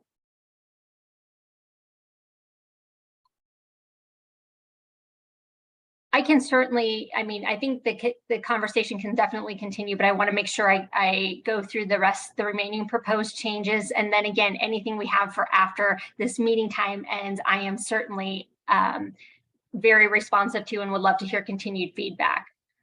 Okay, so I will preview the school quality and student success measure science by saying we're also looking at separating stage 3. So as we look into the question of whether or not science status would be included in federal accountability, again, the next proposed change will have to do with that separation of stages. So you can review some of the pros and cons.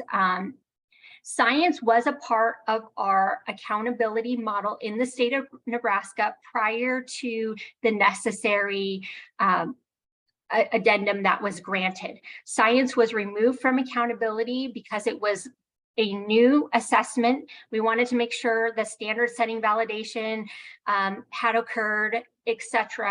Now, we've had our science scores released. We'll have another set of standard setting validation activities happening this summer. And so we are looking at returning it to federal accountability. Again, it's another measure. In summary, the pros are it's another measure of school quality and student success. It aligns our state and federal accountability systems, and it is a required assessment per state statute. The cons are that, again, we see a slight change in our model. It's only administered to grades 5, 8, and the third year cohort, although we know all students receive science instruction. And our recommendation is in the effort to provide an additional measure of school quality and student success, and align our state and federal models to incorporate science back into our federal accountability process.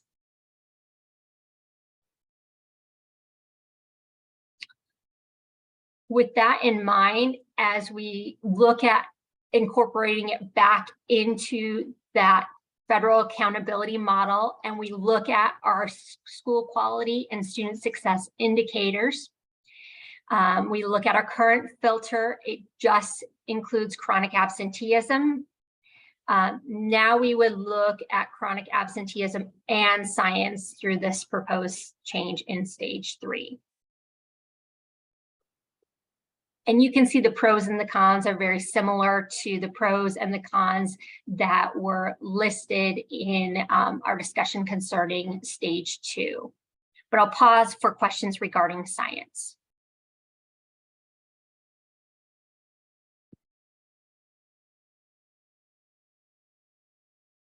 So this is a weird, so you have and science, so it would have to be in the lowest 5% in both of those, or is it a next stage, like a stage 4?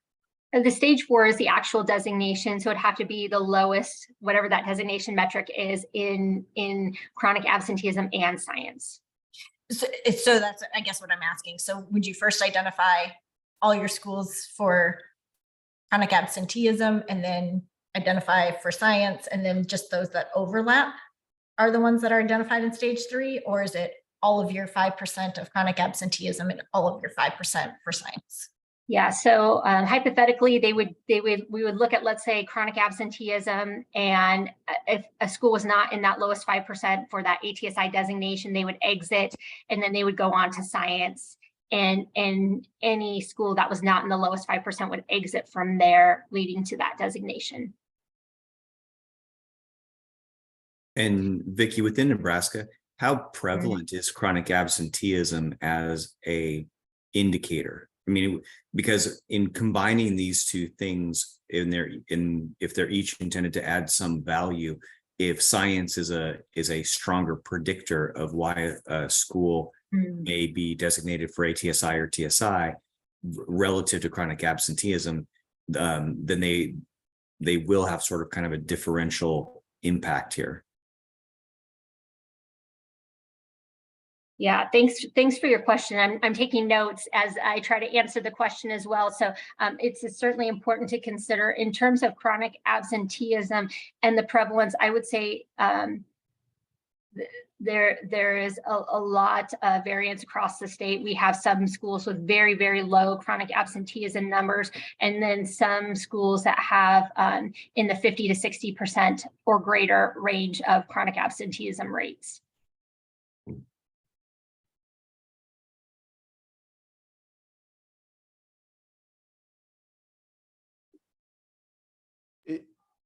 Kind of give the reasons, maybe Vicki, maybe I'm stages versus just doing like a linear model of the different components of something, like if you had science or chronic absenteeism and whatnot.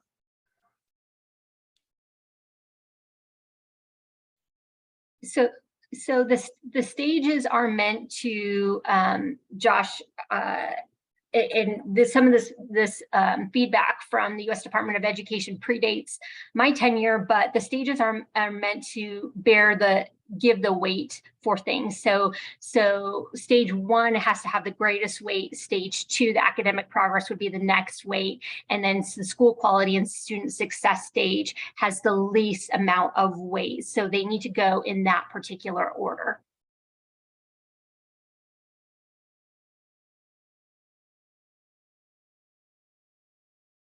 I think I'm still being bent on this for the and piece.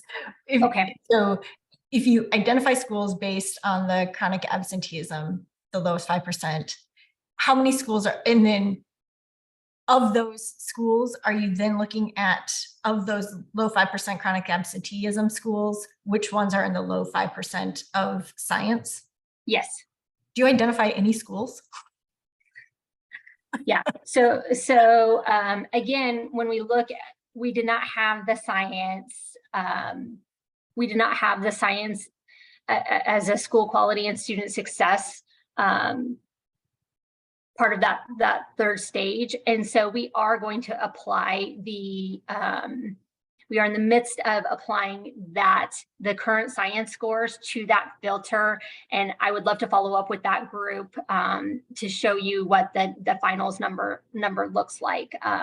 You know, I know in determining what is meaningful differentiation, what is meaningful designation numbers, what are our targets, I know there's no consensus across the country. I know we've seen an increase of designations, which makes sense following the pandemic. And so would love your expertise on what you would feel would be appropriate after going through each of these stages in each of the designation categories.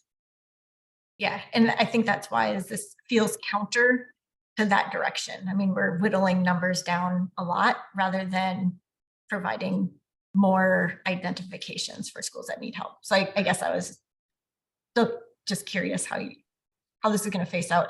And then also, in addition to that, you know, just doing some face validity checks on it, of looking at what the scores are at each of these schools for those that are identified and those got kicked out after stage 1 or stage 2, just to make sure that they make sense. I know the staging gives the weighting, but also within the staging, if you do growth first versus non-proficient first, how that's going to look and play out, and how few are going to be identified based on, you know, as Chad was saying earlier, science is probably more important arguably than chronic absenteeism. So should you apply science first and then look for the chronic absenteeism, or are you sticking with chronic absenteeism and then looking at science? Because I think this is going to produce a very different list of schools depending on which direction you're going.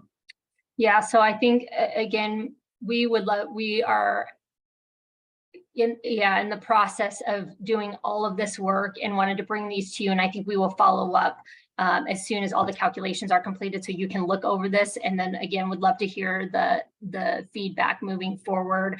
I think our goal is, of course, to provide, you know, the greatest support for the schools that need it the most. And so all of these efforts have been, again, to really, again, go back to that meaningful, you know, the meaningful look at schools and make sure that our designations are really identifying the schools that need the most support. So Vicki, going back for just a moment, kind of to that bigger picture, and when you showed the filtering approach, and it says kind of in the small print, no fewer than 5% of schools are being designated. My recollection from prior presentations of this, probably by a predecessor a few years ago, was that this filtering approach was really designed as like a couple stages of triage to try to get to a point as quickly as possible to what those 5% of schools are. Because my understanding again is that prior leadership kind of said, we want only 5%. That's what we're required to do. And so that's what we're doing, which becomes kind of a norm referenced approach. And to Christy's point, if kind of the definition of schools that need assistance is more than 5%, is the model set up to permit that? Or because obviously you've got to designate it a certain minimum, but is the model going to permit designation that fits your policy definition of the schools that actually do need that help, even if it's more than the 5%? And then again, I don't know how that philosophy may or may not have changed over time either. Right. So good question. I would just say, you know, that 5% for that CSI and ATSI designation are certainly those federal designations. And we don't want to try to go to policy wise, I don't think we're trying to achieve a minimum. I think that we're just trying to be in compliance with those federal definitions. So for example, when we look at our CSI schools, and those are the lowest, have to be designated from the lowest 5% of those Title I schools. We have at last count 411 Title I schools. We have 40 CSI designations this year. So we're well above that 5%. So I think your piece about making sure the policy is in alignment with, or the policy definition needs to have some real clarity about what we view as the schools with the greatest need makes a lot of sense to me. And I think that's something that we can come back with and further discuss. I know when we have more than 5 minutes. I'm going to run through the last 2 stages in the hopes that we can continue to discuss this as I present more information to this group throughout the month via email. I know we don't have another meeting scheduled. In looking at our chronic absenteeism metric, we have preschool right now included in that chronic absenteeism metric. The recommendation is because preschool is not required, it should not be included in the metric moving forward.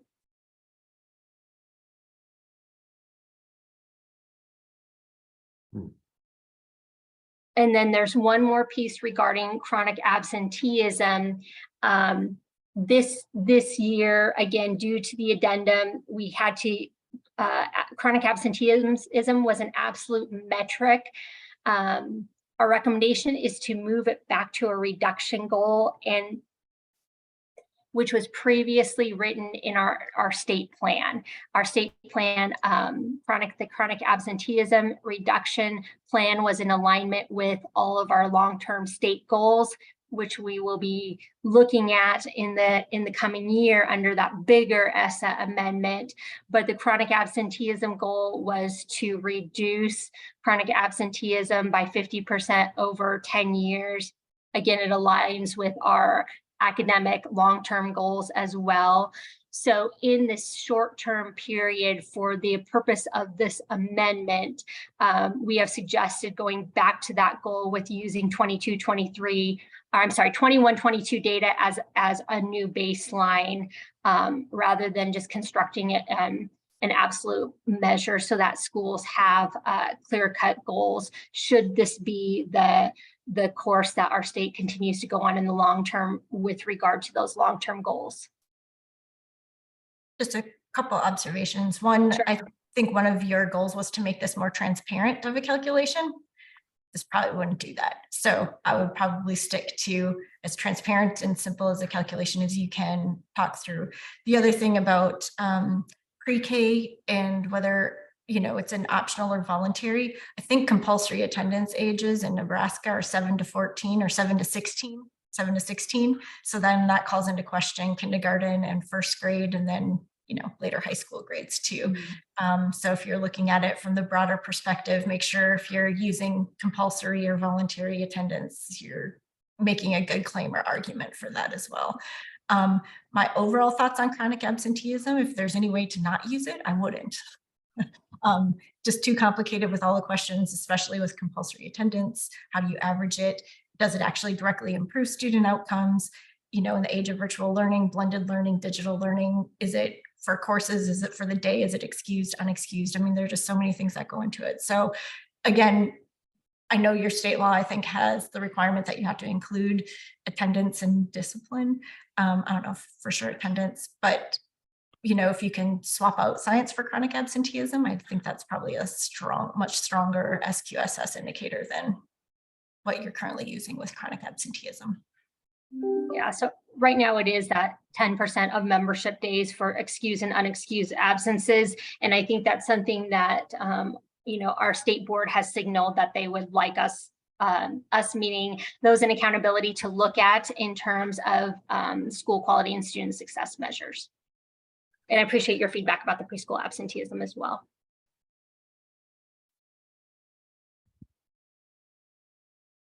I know it is 1 o'clock. with very little time left, those are the last of the proposed ESSA amendments. Again, that short-term amendment for this next year proposals. I want to be respectful of time, but also want to continue to hear your feedback regarding the filter system, proposed changes, etc. So Trudy and Chad, what are our next steps here? I guess I had a quick question for Vicky. When is it due? When do you guys have to submit the amendment? So there is a call for public input right now that the state board definitely wants to consider. The U.S. Department of Education is looking at our initial draft, but we are hoping to go to the state board with this data for approval in June. Thank you.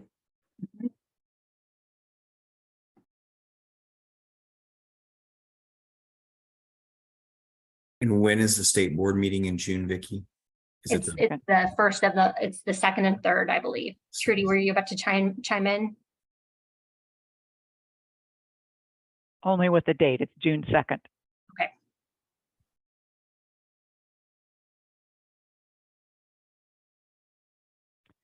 So I'm wondering if we can find time between now and June 2nd to pull this TAC back together and have a more meaningful time to discuss. And I'm not sure if that's something that the TAC is.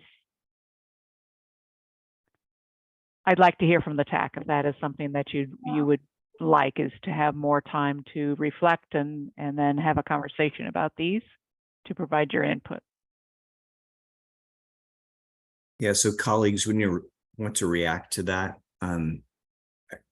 personally, I think I would like a little bit more time to process some of this, to be able to provide some feedback, but also recognizing the timing. Is it feasible for us to be able to schedule another, maybe couple hours or 90 minutes, let's say, to try to extend this part of the conversation so that Vicky gets something before that June 2nd date? I can be available. I think it sounds like a good idea. Yeah, I would agree. Okay. Okay, we'll get a poll out and get dates and times, and we'll try to accommodate as many of you as we can, and we'll get that on the board. So look for a request for input this afternoon, tomorrow morning at the very latest, and we'll get that scheduled as quickly as we can. Trudy, can you send us this? I'm not sure we received this presentation. Did we? I believe it came in additional email, but yes, we'll make sure that you get this. We'll send that out. I must have missed it. Okay. No, that we'll make sure that you get it. Okay. Thank you so much for your time and input. Look forward to our continued conversation. Thanks, Vicky. Great job. And yes, thanks everybody. And thanks for the indulgence of staying a few extra minutes here. We will look for another opportunity to talk. I know Linda Poole in chat noted some recommendations as well. And so at our next meeting, and I would say, Trudy, let's try to look for 2 hours. Okay. But if again, 90 minutes, just something to try to be able to not compress this conversation. So I think it is critical, both for the state and also for the amendment that Dr. Munoz is working on. Yes, yeah, absolutely. Okay. Thank you very much, team. I always appreciate your dedication, your time, and the conversation. Thank you very much. And we will see you before the end of June. Okay. Thanks, everybody. Thank you. All right. Bye-bye. Bye.